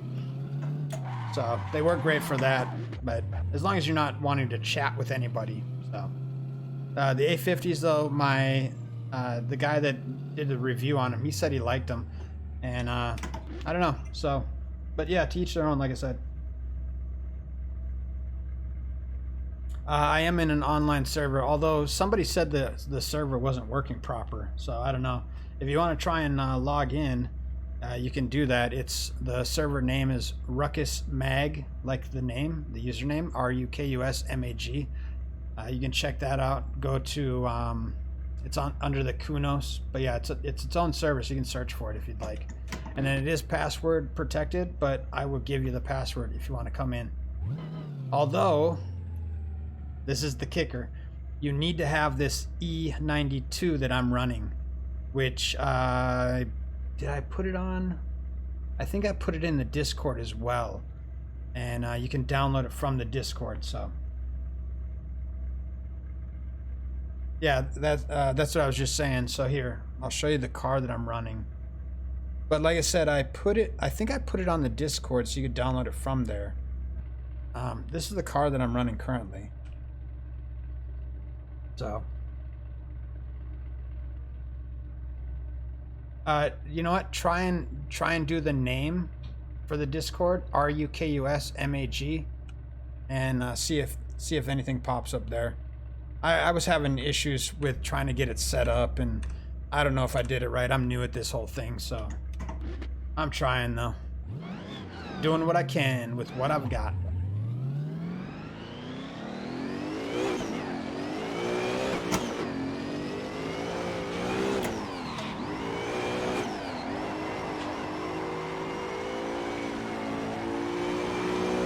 Oh shit. I know it's fucking whacking out right there. Sorry about that. Yeah, if I'm clicked on the game, the fucking FPS, the FPS starts fucking like wigging out.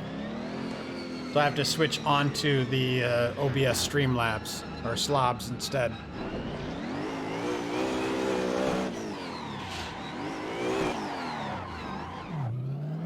Yeah, somebody else was saying they were having a hard time finding the Discord.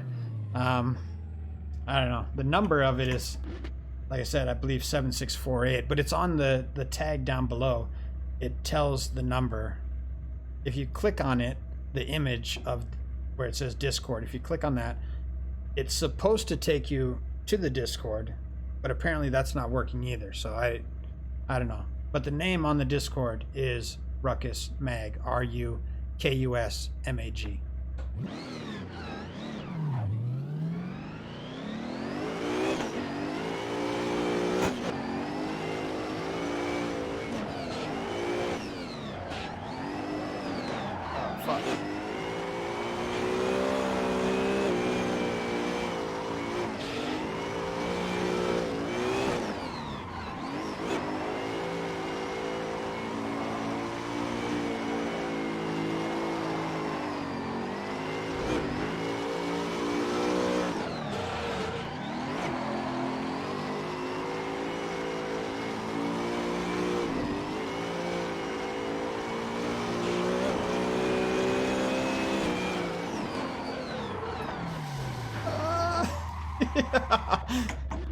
We're almost into my pits.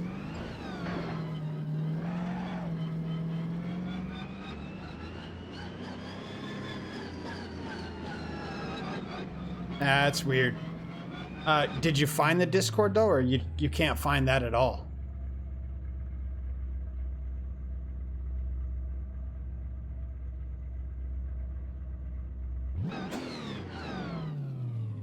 Like if you go to Discord, you can't see it, or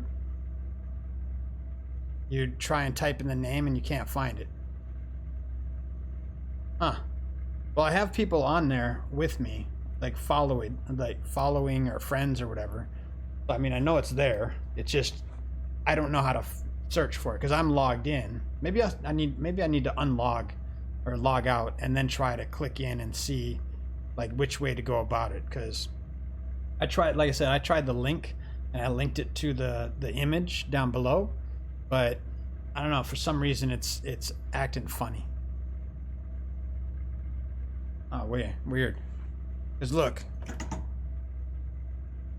if I click on it, so here's the Discord.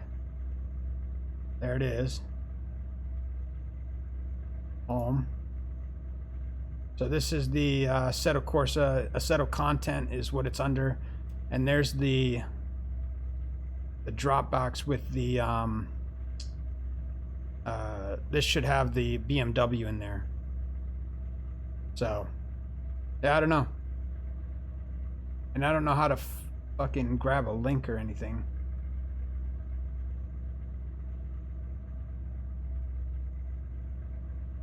I don't know, it's weird.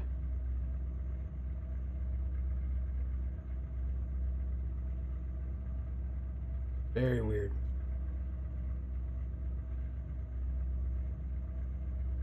What happens if I click there?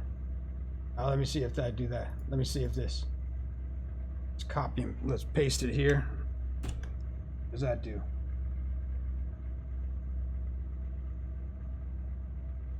I don't know if that does anything. But anyway, that's where it's at. 7648.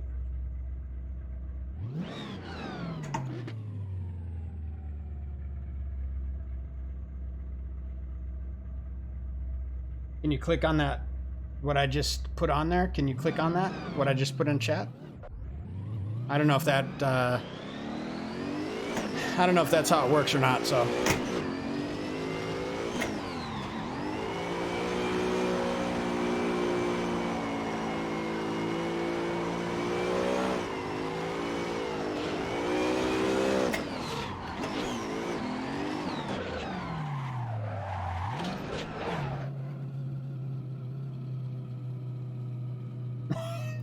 I'm a fucking ghost.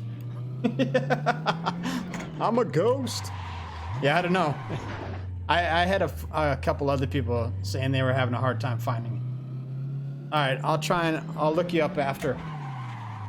I logged out of the Discord for now, but I'll be on for another streaming for about another half hour, and then I'll click in. I'll send you a link via yours. Yeah, for sure, no doubt. Yeah, and then I'll, like I said, once you link over, the E92 will be in there, and then I'll be back on Saturday doing some streaming, and if you want to jump in. I don't know if the server works proper, like I said. I think I might need to redo the server, because somebody else said they were trying to log in. They grabbed the car, and they said they were trying to log in, and for some reason they couldn't link into the server, so I don't know. Maybe I just need to be... maybe I need to have somebody build me a server.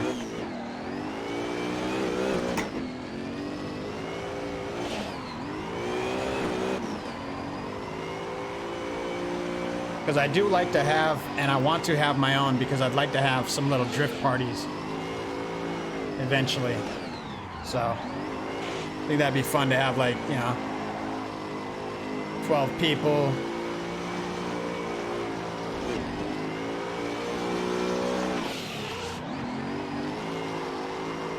But I'm just here practicing, trying to get ready for the real life shit. Itching to get out there again. It's been a minute. I'm a ghost. I know, right? Telling you.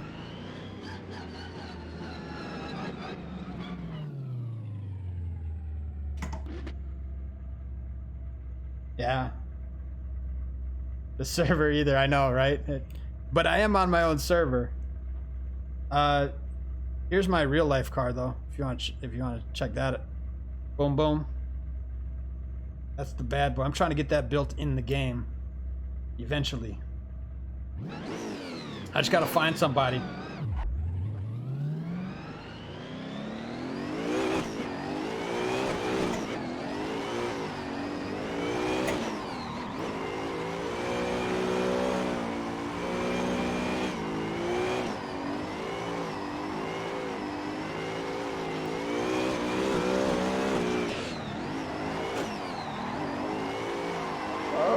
Too much angle.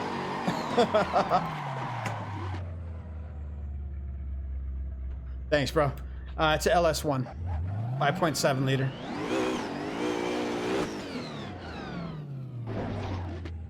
I built it over about a year, a few months maybe.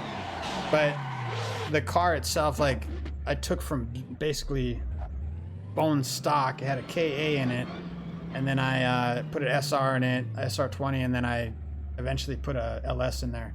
But I rebuilt the LS. I dropped the LS in there, and like all the other shit that, for the most part, except for the cage, I had somebody else do the cage for me. Although I will be redoing it because I want to do the NASCAR door bars.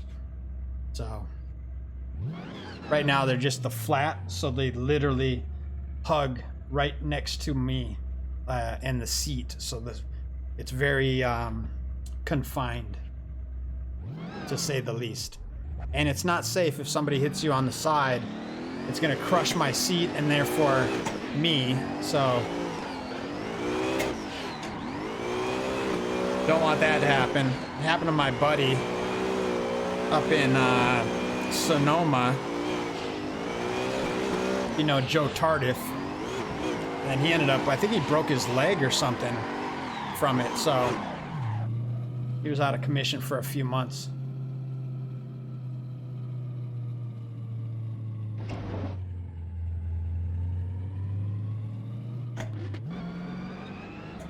Oh yeah, it was fucking badass, bro.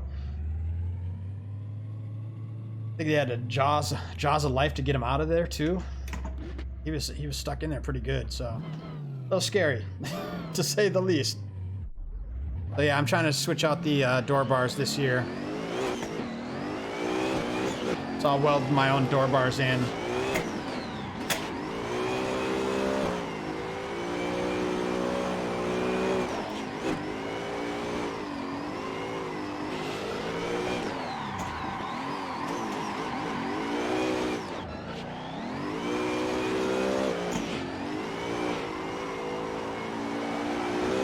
Oh shit. Winter Jam, yeah, exactly. Yeah, it was like fucking just like, I think the guy was going, not Joe, but the guy that hit him was going like, he must have been going at least 50 miles an hour when he hit him. And right in the fucking side, right in the door, man. Just it hurts just thinking about it.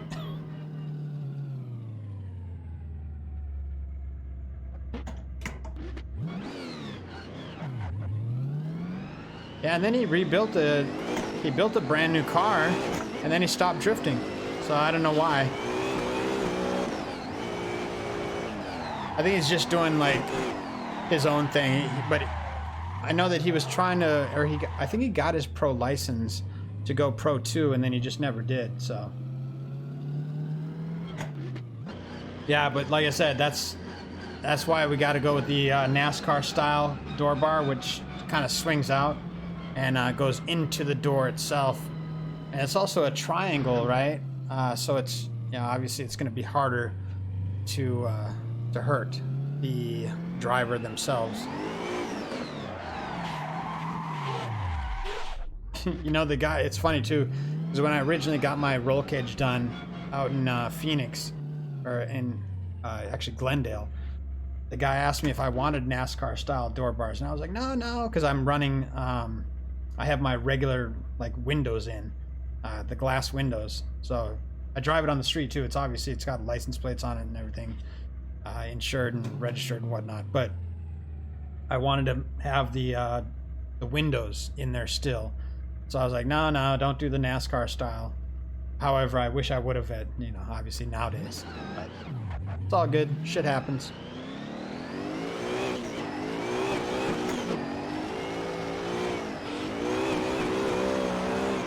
Where are you located?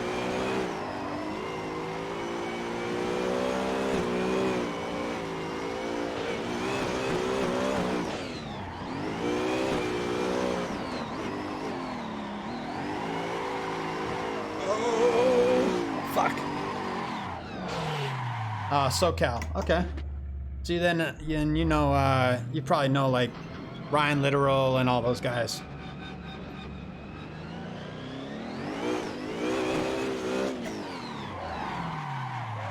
Are you in LA? Do you go to Irwindale at all? The Drift League? Long Beach? Okay. Yeah, so I know all those guys too.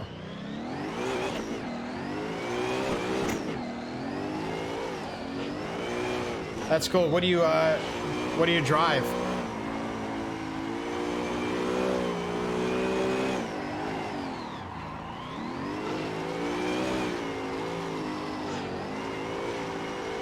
Oh fuck, this is like the best drift I've had all fucking night. Oh, and then that happens. It's alright, save that shit. Oh yeah, baby. That's a good one.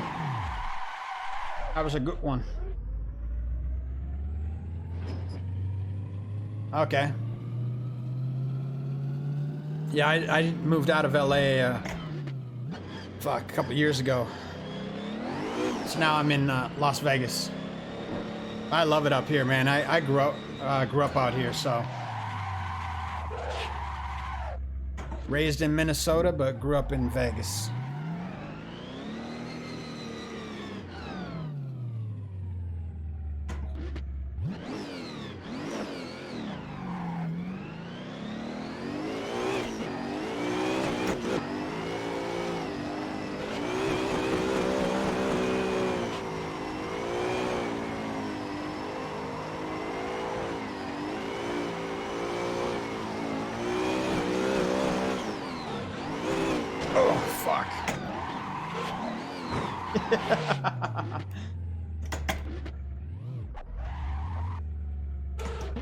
Okay, yeah, Jason Kim, I know. I've drifted with him before. ISR rear arms. JSK coils. I don't know the JSK coils. I'm running some Megan Racing. So if you know, the guys over at Megan Racing at all.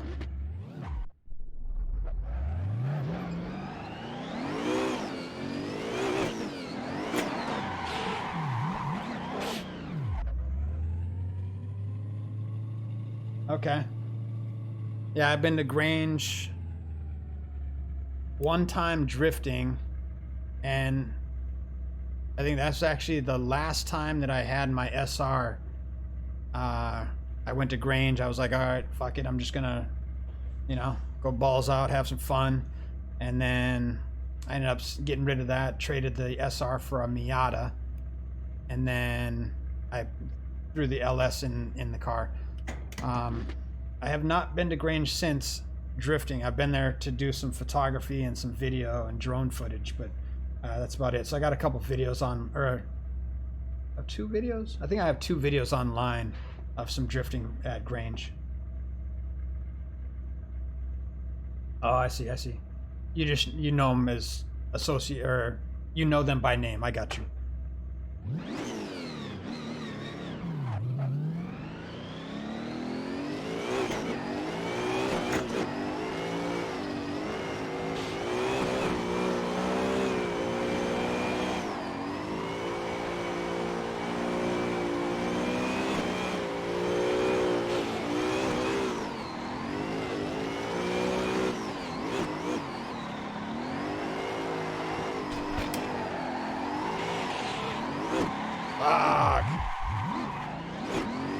Almost had that. That fucking first outer zone and that inside clip were golden. I know, right? But then, you know what? When I come back into that second outer zone, that's where it gets me. I said by the end of this stream today, I want to be fucking locking it in like a champion. I'm getting there. It just takes time.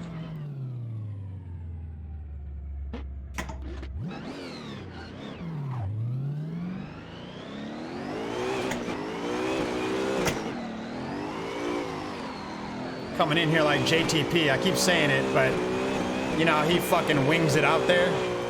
Or Alec Honendale.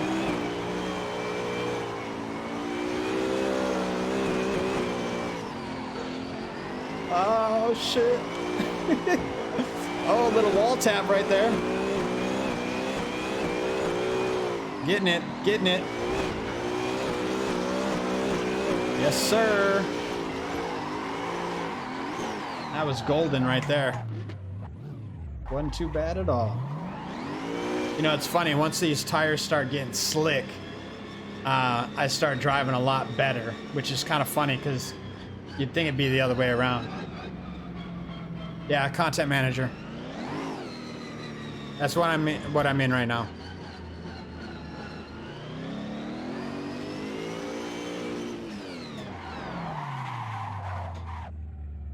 Yeah, so I like the ominous clouds. A little darker. A lot of people run during the daylight or like straight daytime.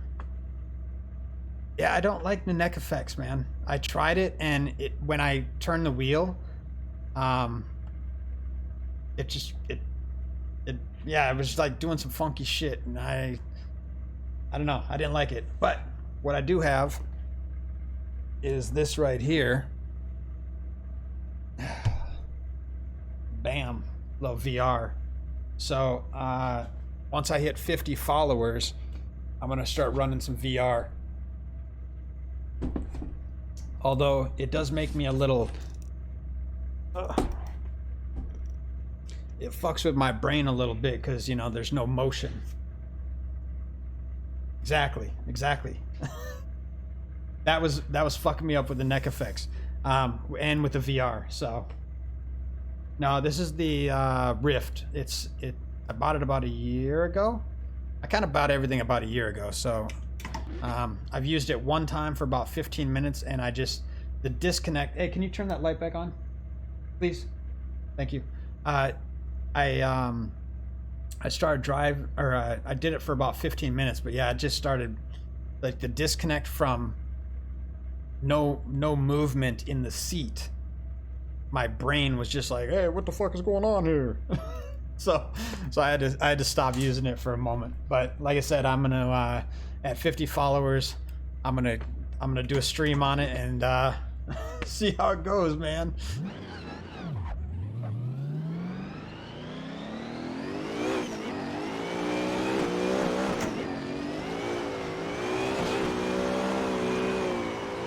It will make a huge difference though, because when I'm looking over here and I need to be able to see my clipping points, or, you know, where the rear of the car is, and I can't do that. So I do know that I'm very shallow typically on these walls, but, you know, it is what it is for now. But like I said, once I get to the 50 mark, I will switch over and I'll start doing some VR. Yeah, that's what I figured. There is a little upgrade I want to do eventually, which will mix with the VR, obviously. And as you can imagine, you probably already know what it is. I don't want to say because I want it to be a surprise. But okay, fuck it. It's motion. I'm gonna get a motion rig. So, but I think I'll do that at 100 followers. So 50 followers, I'll do some VR, and you guys can see me puke my guts out, or whatever. And then at 100, I'll buy the DOF platform, if you're familiar with that, H3 or the P3, and then I'm gonna start running that. So all in time, and that'll change the whole fucking game, man.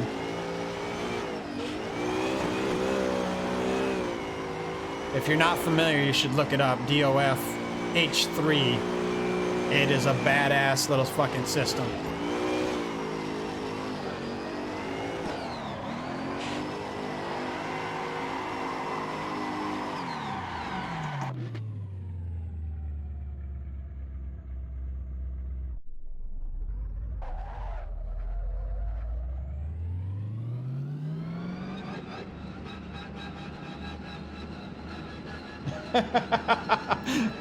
That would be annoying. But you know what? If you think about it, I would just say, okay, do a couple runs, check your chat, or I mean, depending on how many people are running, you know, streaming with you or whatever, or I guess watching you. But just do a run, lift your headset. Yeah, it would be annoying. Oh, I can't wait, bro. I'm so fucking excited.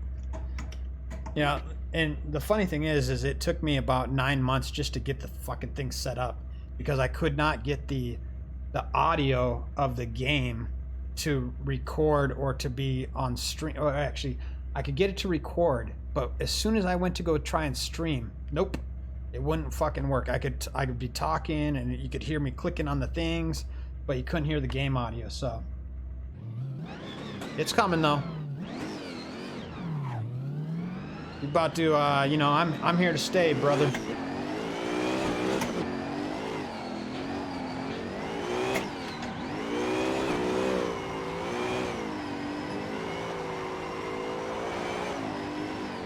Trying to go pro as well, so that's why I built the rig originally, so I just get some more seat time, muscle memory, you know, that whole thing. So, and I'd rather be wrecking my car here than at the track. Right now I'm using Slob's Streamlabs. I was using OBS at first, and that's when I was having the issues. And then I said, fuck it, I gave that up, and then I came over to Streamlabs, and it's been golden ever since. The only weird part is that in order for me to run and get a smooth stream, I have to be off of the game, and I have to be on Streamlabs, so. But it's fine. Yeah. Yeah, the other thing about OBS, like the original OBS, is let's say I wanted to go and switch tracks or game the car or anything. As soon as I logged out of the of the game, right, switch screens, the audio would fucking click out again, and then I'd have to literally exit the game, exit OBS, open OBS, switch the settings, close OBS, and then open it back up, and then open the game up to get the audio back. It was so fucking ridiculous. Yeah. But like I said, ever since I switched over to Streamlabs, it's been butter. So I'm very happy with that. Oh shit. Look at that.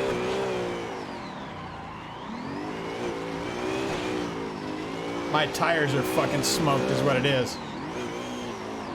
Oh shit. I thought I was hitting that wall, man. Bro. Oh! That was a good one. That was a good one. I'll take that. I'll take that. I know, right? Dude, I can't, thank you. I can't wait to see the replay footage. I gotta start posting that shit online, the replay stuff, because I got a lot of it, and some good runs from other tracks like Ebisu, Minami, and some Toge tracks and whatnot. So eventually, I just, you know, gotta get to it, man.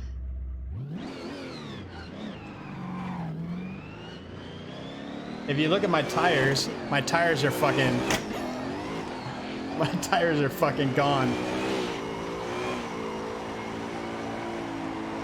Oh!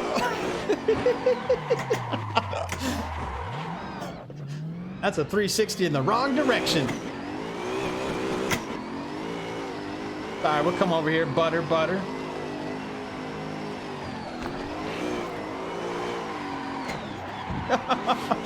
Oh shit, have you ever seen that before? Nope.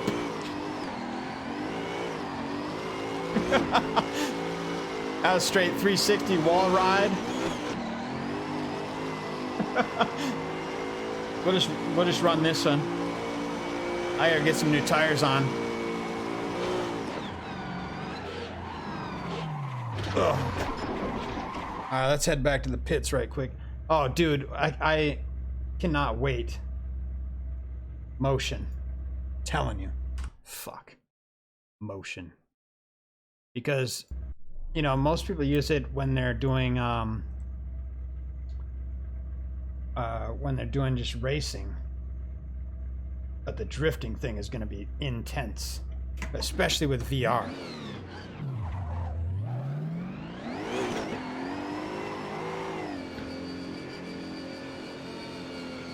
I hit them up too. I hit the company up, trying to see if I can get a free setup, and they're like, "No, sir."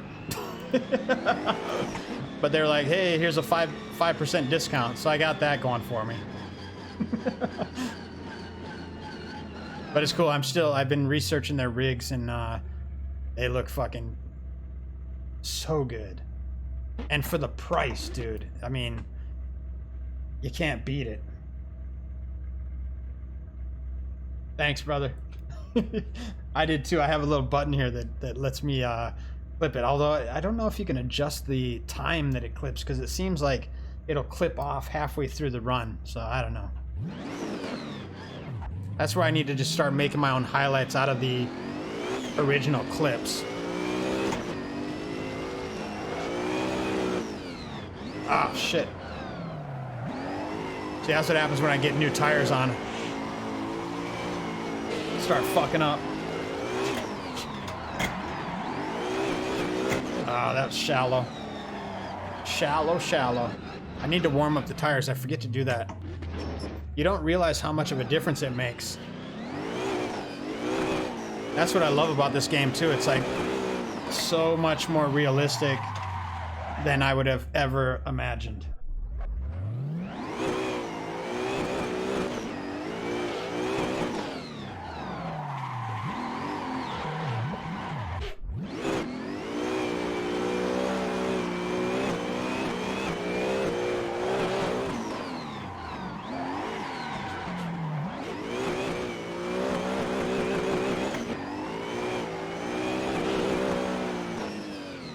Get them nice and grippy.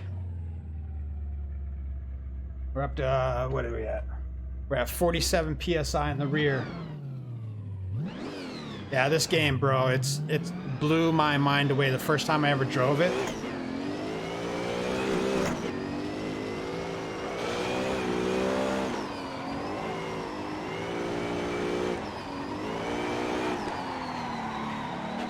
Trying to use a little throttle modulation there. Ah, shit.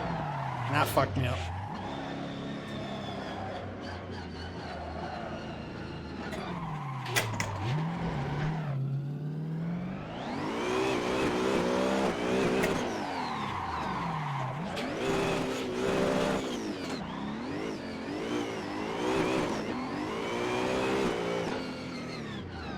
Yeah, I don't know why they wouldn't have chat in the VR somehow, like to where you could look over and there it is or something. That would make absolute the most sense to me.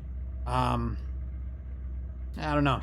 Or some kind of overlay to where you could look up and see it or something, you know? Maybe I'll call them. Be like, "Yo, guys. This is what needs to happen."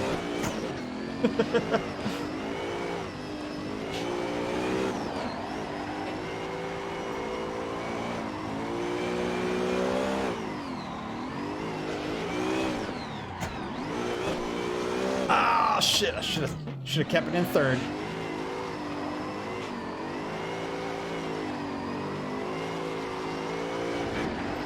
Oh yeah. Try and ride this wall too. That's a little shallow.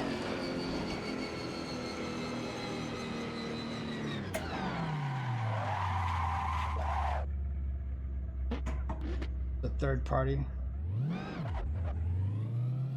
What's a third party? You mean, oh, are you talking about the chat or what?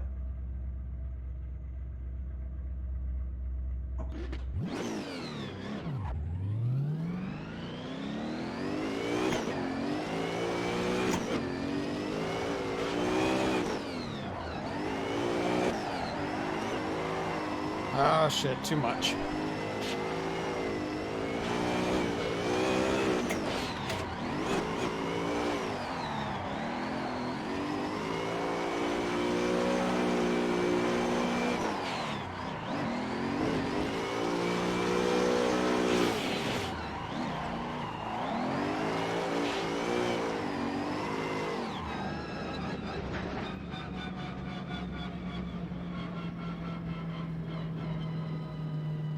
Oh, I see, I see.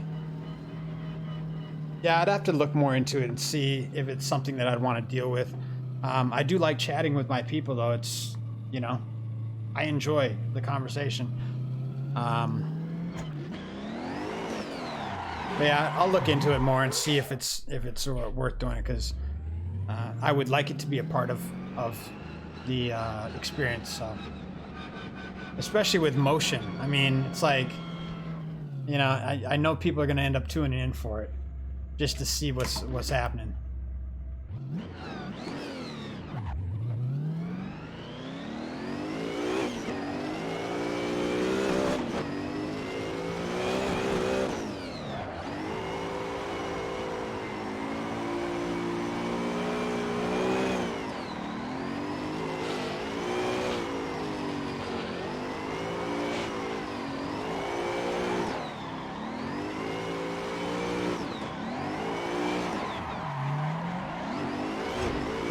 Ah, too shallow.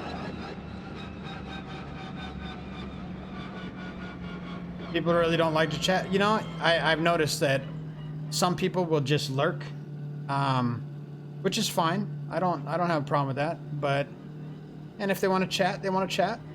Each their own. I don't, it doesn't matter to me. I myself, I like to talk to people. So. And like you said, I think you said you as well. So, yeah.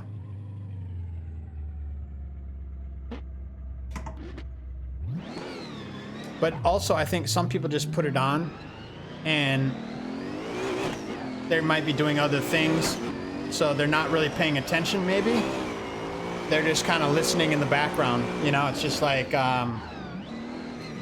background noise or whatever, which is fine. So if I'm just chatting it up by myself, they may be listening, they're just not answering, and they're just listening to what I have to say. Which I've talked to people that's what they do. I mean, shit, I've done it. So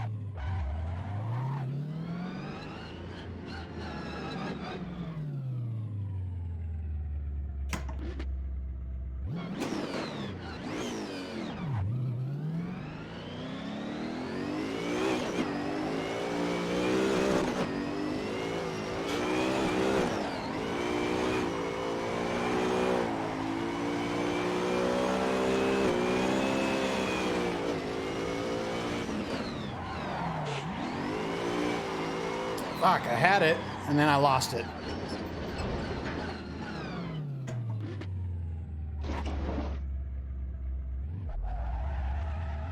No, I did not. Who was hosting it?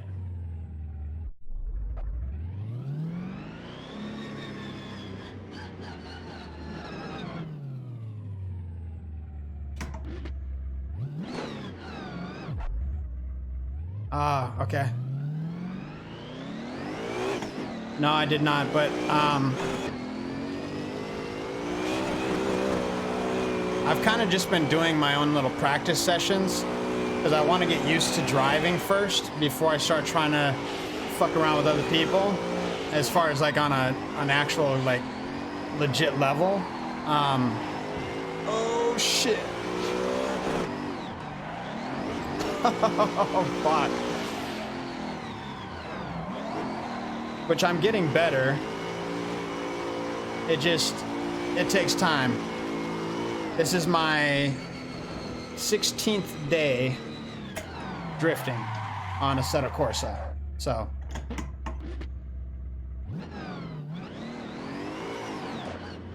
16 days. Yeah, I don't want to go out looking like a chump.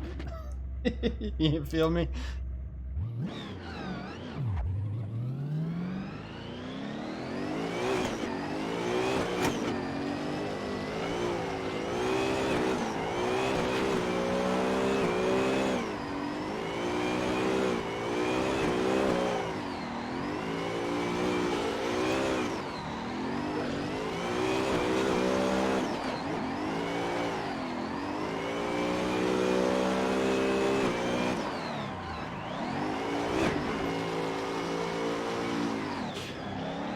A little shallow on the end there, but not too bad overall.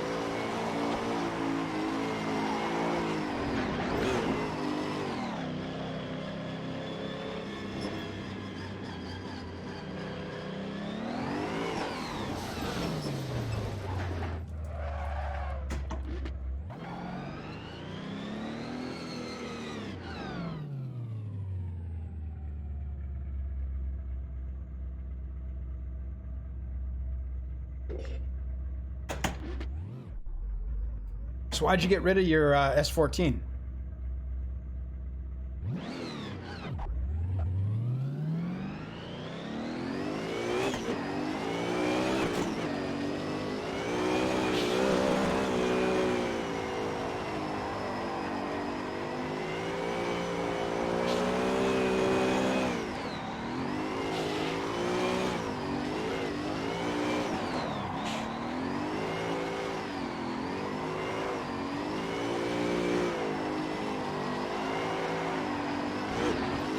Ah, fuck. Lost it right at the end there, too.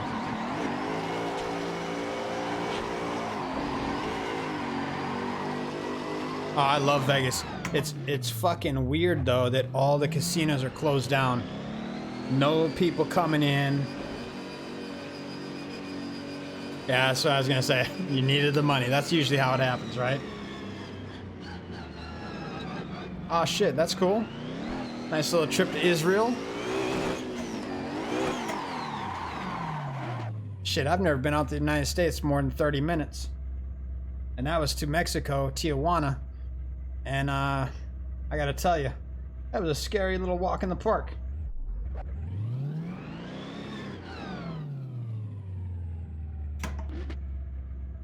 Yeah, I think I went there. I went down to Mexico with my girl at the time. And walking around, and it was just like the looks we were getting were not good.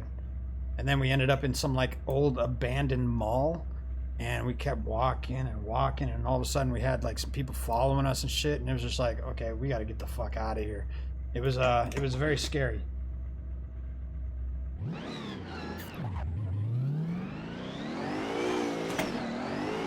It's better if you go in groups, I'm guessing. With multiple people.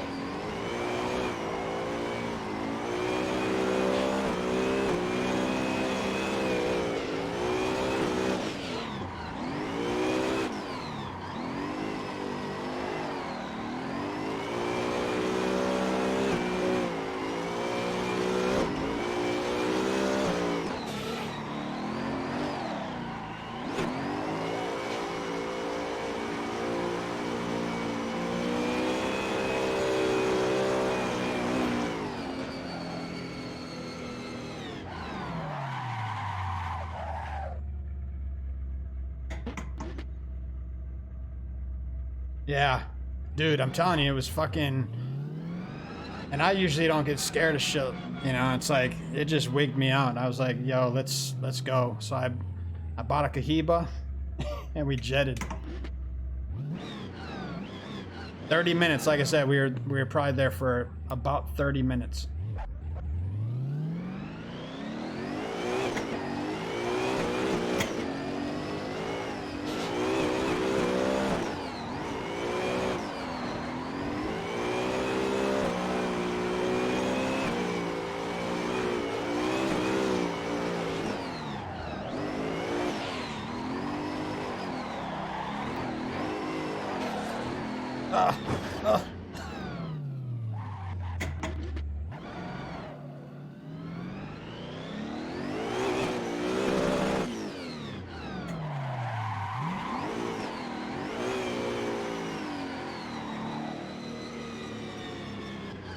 It's funny, it took us longer to get back through customs than it did than the amount of time we were in Tijuana.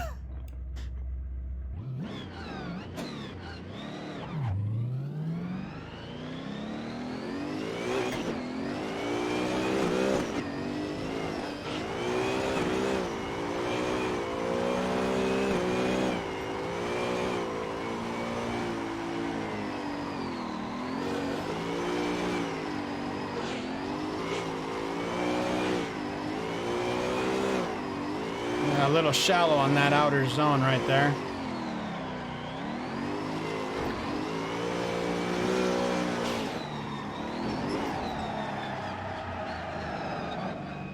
Not bad overall, though.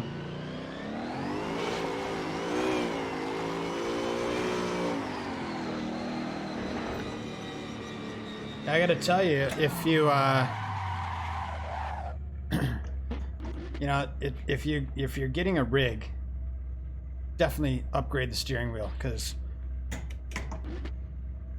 it's so much different. It does take some getting used to it, though. Since I was driving with the small wheel, so I'm still getting used to it. Like I said, this is my second day driving with the standard size wheel, so.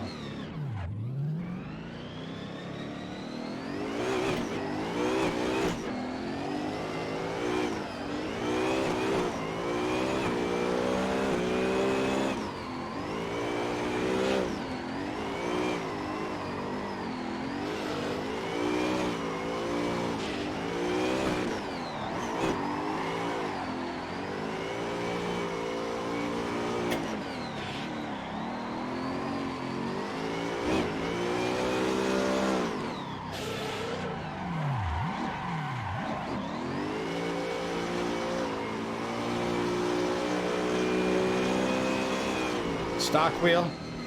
Yeah. Yeah, I was running the original TX wheel on here, and you know, you get so used to running with that little wheel. It's literally, it sits right inside here, right? Like the grip. So obviously the wheel's gonna turn more because it's smaller, right?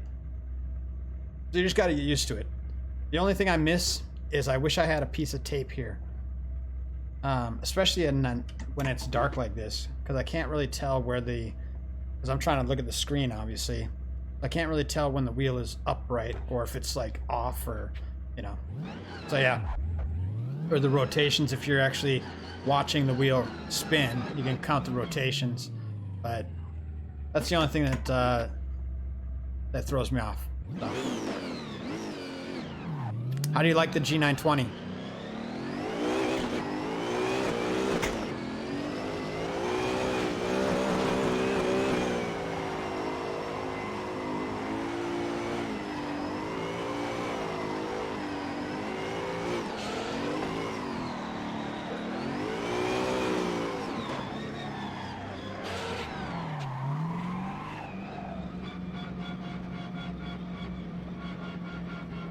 Oh shit.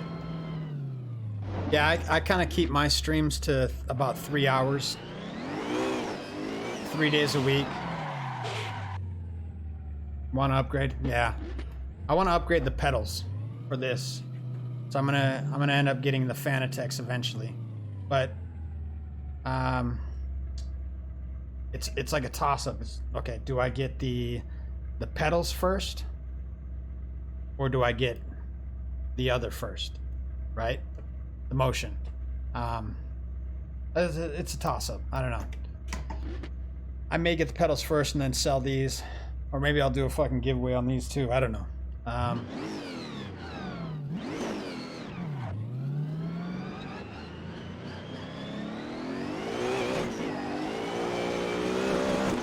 You have 200% gain?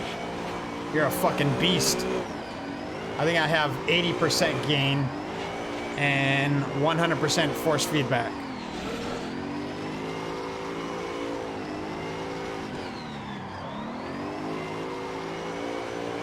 Don't you feel the clipping though when you with that much gain? Doesn't it fuck with your gain?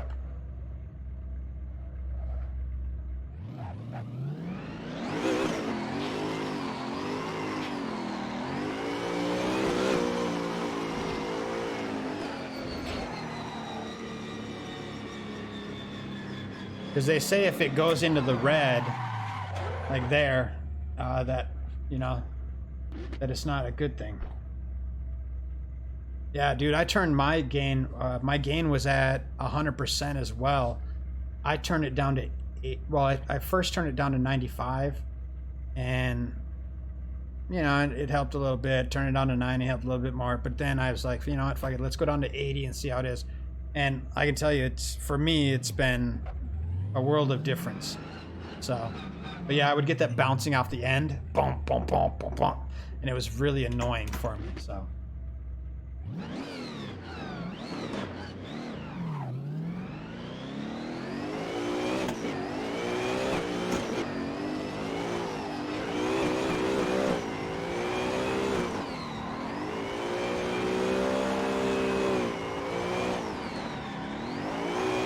oh shit.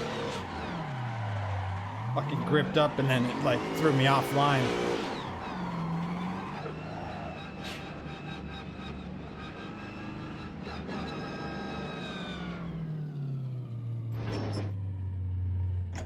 But like I said, I think I'm a 100% force feedback, 80% gain. So. Oh really? I don't know. I like the wheel, the way the wheel turns for me, as it sits. Right. But hey, maybe that's the Logitech setup, and maybe that's why you want to upgrade. That's what I'm guessing.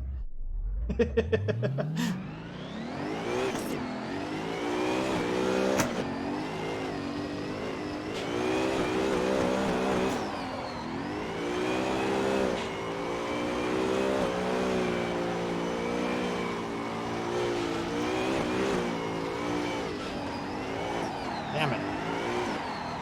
Start doing that fucking understeering. Oh yeah, the Fanatec. You know, when I originally was preparing to build and buy everything, I didn't know what I wanted to go with because I was new to the whole thing. And after doing a bit of research, originally I was looking at the Logitech, the G92, I think it was, or something like that. And I was like, it's a little lower price point. So I was like, and I didn't like the pedal set. So I said, okay, let me see what else is out there. Saw the Fanatec. I was like, I don't know if I want to invest that much money because is it going to be worth it? And then I said, okay, I'll settle on the Thrustmaster. I saw that Hurt and those guys over at Hoonigan, they were running that. So I said, okay, let me try it out. And I liked the pedals, the way they looked, and I figured it was a good starting point. It was kind of middle of the range, right? Like $500. And then obviously you add the shifter and the e-brake, which is another $250, and then $200. So you're basically $1,000. Yeah, the 920. Well, I think that it was one before that. It was the G92.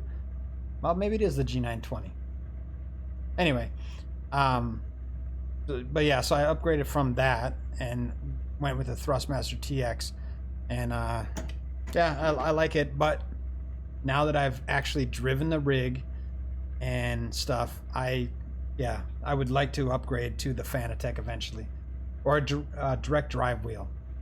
That would be the fucking shit right there, especially with the motion, because then it's like more realistic than anything, I think. So we'll get there eventually.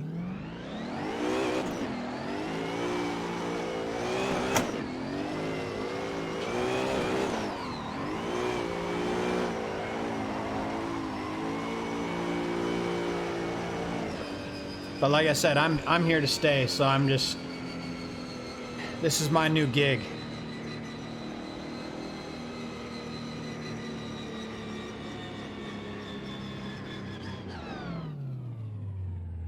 Do a couple more runs and I'm gonna cut out of here for the night.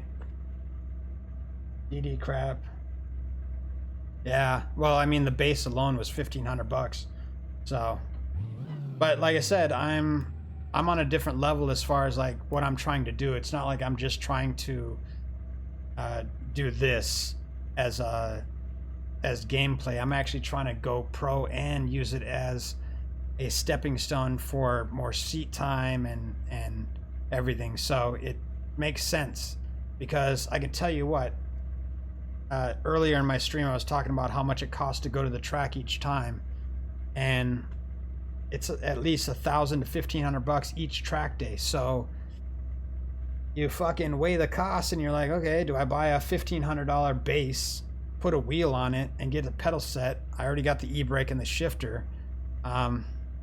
It's kind of a no-brainer, you know?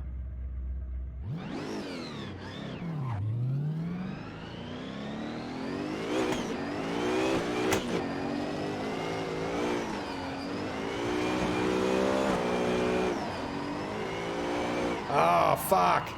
That initiation was on point. I even got a little wall tap right there.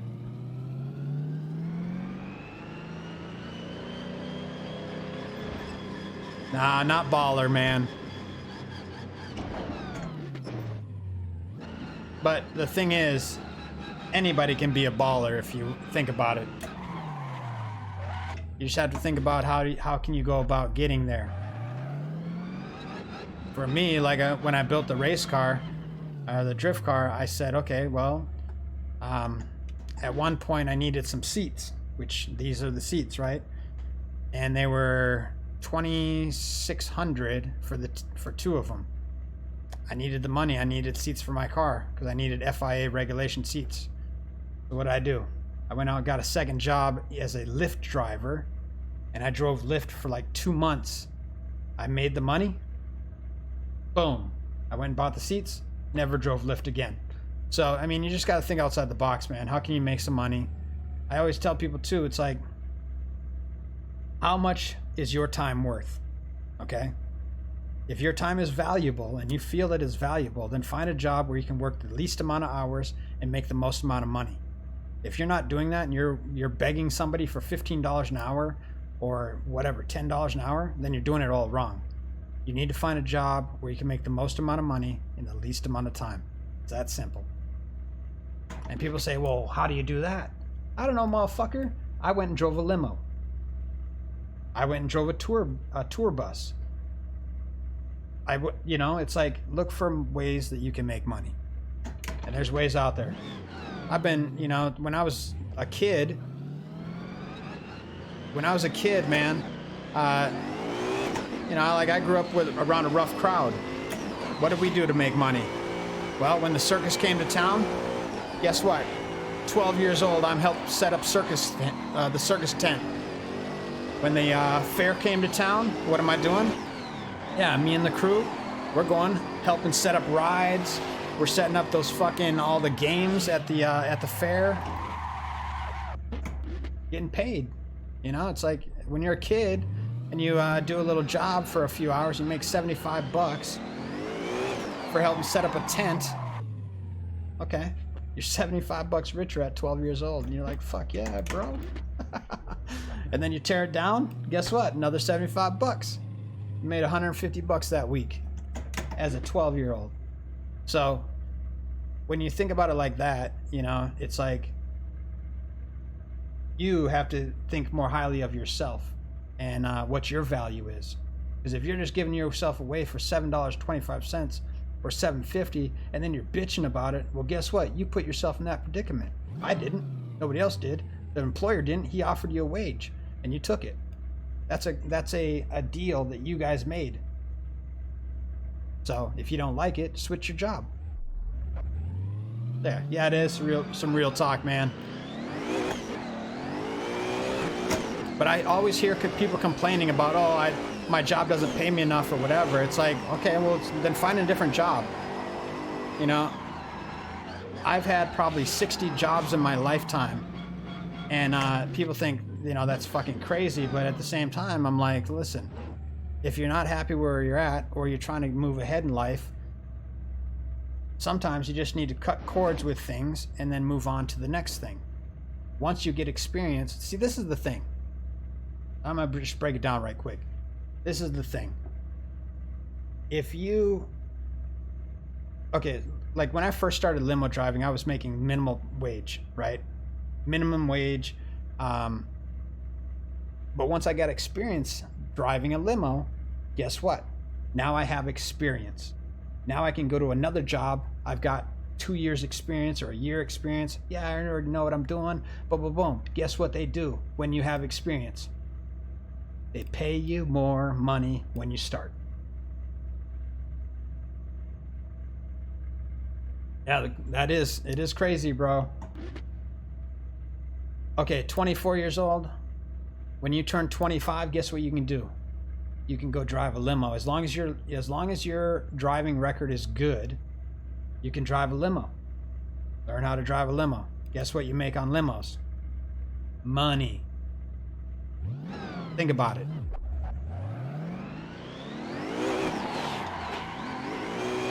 Go be a bartender. Bartenders, what do they make? Money. Find a tipping job. If you can find a job where you make tips, that's the secret to making money. And then invest that money. Invest it in you.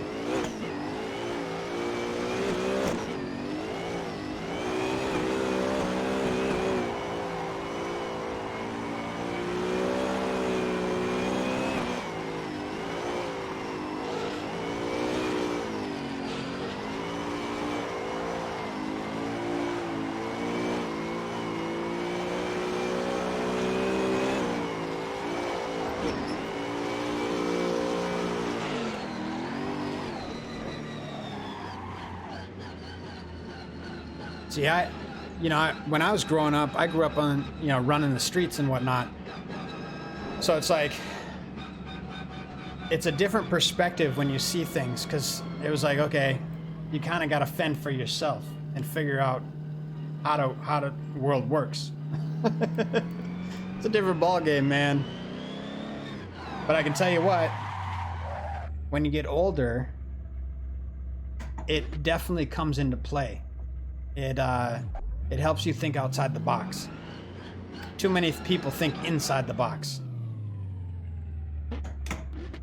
And that's great. I mean, as long as you're the best thinker inside that box, then you're cool. But if you're thinking like everybody else, then you're no more special than the next guy, because you all have the same thoughts. Now, if you think outside the box, think about this. Einstein thought outside the box. Elon Musk thinks outside the box. A lot of other motherfuckers that think outside the box are millionaires, billionaires. They're making money. Or they just have inventions that they've built, made, sold for millions, billions, or whatever. So, think outside the box.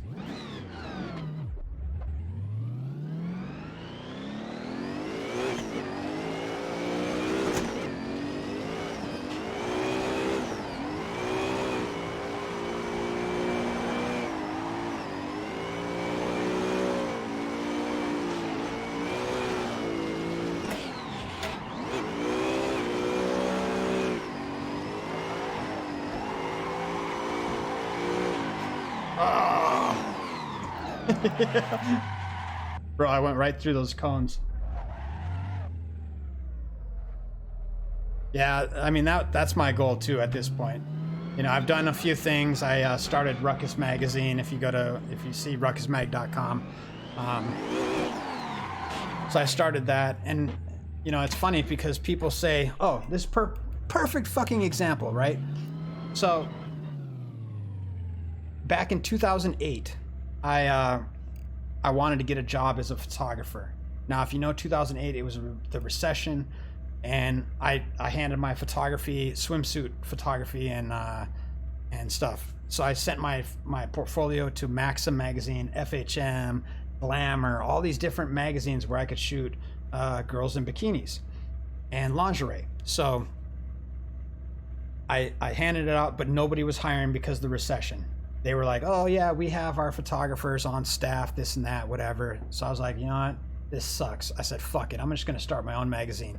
So I came up with the name RUKUS, and I ended up buying it. And then I started my own magazine. I shot one girl, photographed one girl. I had one video game, or no, I had one album review. Oh yeah, and one video game review that I wrote everything for as well. I reviewed everything. Boom. All of a sudden, I dropped the issue on January 1st, 2009. All of a sudden, the fucking website blew up. The views of the magazine blew up. And I was like, oh shit, I got to come up with another issue. So it just kept going and going and going, right? Now, over 7 million readers have read the magazine or gone to the website or whatever, right? It's like, it starts with an idea. You know, it's like, okay, I couldn't get a job to save my life, even though they loved my work. They loved the photography that I did. They just weren't hiring because nobody was hiring. It was kind of like right now, how nobody's hiring right now, right? We're going through kind of a little recession until this whole thing calms down and everybody gets back to work. But like I said, think outside the box. And that's what I did. I said, okay, fuck it. I'm just going to do my own. And now, 11 years later, I'm still fucking around with RUKUS. Now I've got my own drift car, and I'm trying to, you know, bring it into something different, and hence the world of drifting. So it's still hot girls, fast cars, loud music, video games, concerts, things like that. So it's just a different level, man. It's all about thinking outside the box and thinking what you can do with your skill set to make the most amount of money in that least amount of time. And I gotta say, not bad for somebody that comes from a small town, growing up running the streets. Hence the name RUKUS, right?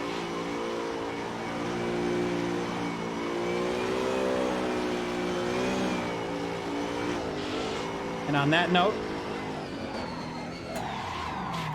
we're gonna back it in here, into the pits, boom, and I'm out for the day. All right, brother. Thank you for the follows. But yeah, I'm gonna cut out for the evening. Good to meet you as well. I'll be back on Saturday. Like I said, I'm gonna hit you up on the Discord, and we can link up, and then you can download the car and whatnot. So, absolute. Yeah, Saturday, 11:30 Vegas time, or your time as well. So, for sure, we'll get together, man. I'll send you a link, though, to the thing as soon as I jump off. It'll probably be a few hours, but you'll have it by the morning. Cool. All right, y'all, that is it for this evening. Thanks for tuning in. Thanks for the likes, the shares, and all the comments. Thanks for the chatting. Appreciate it, always. Next time, be the RUKUS, bring the RUKUS, and we'll see you on Saturday. I'm out.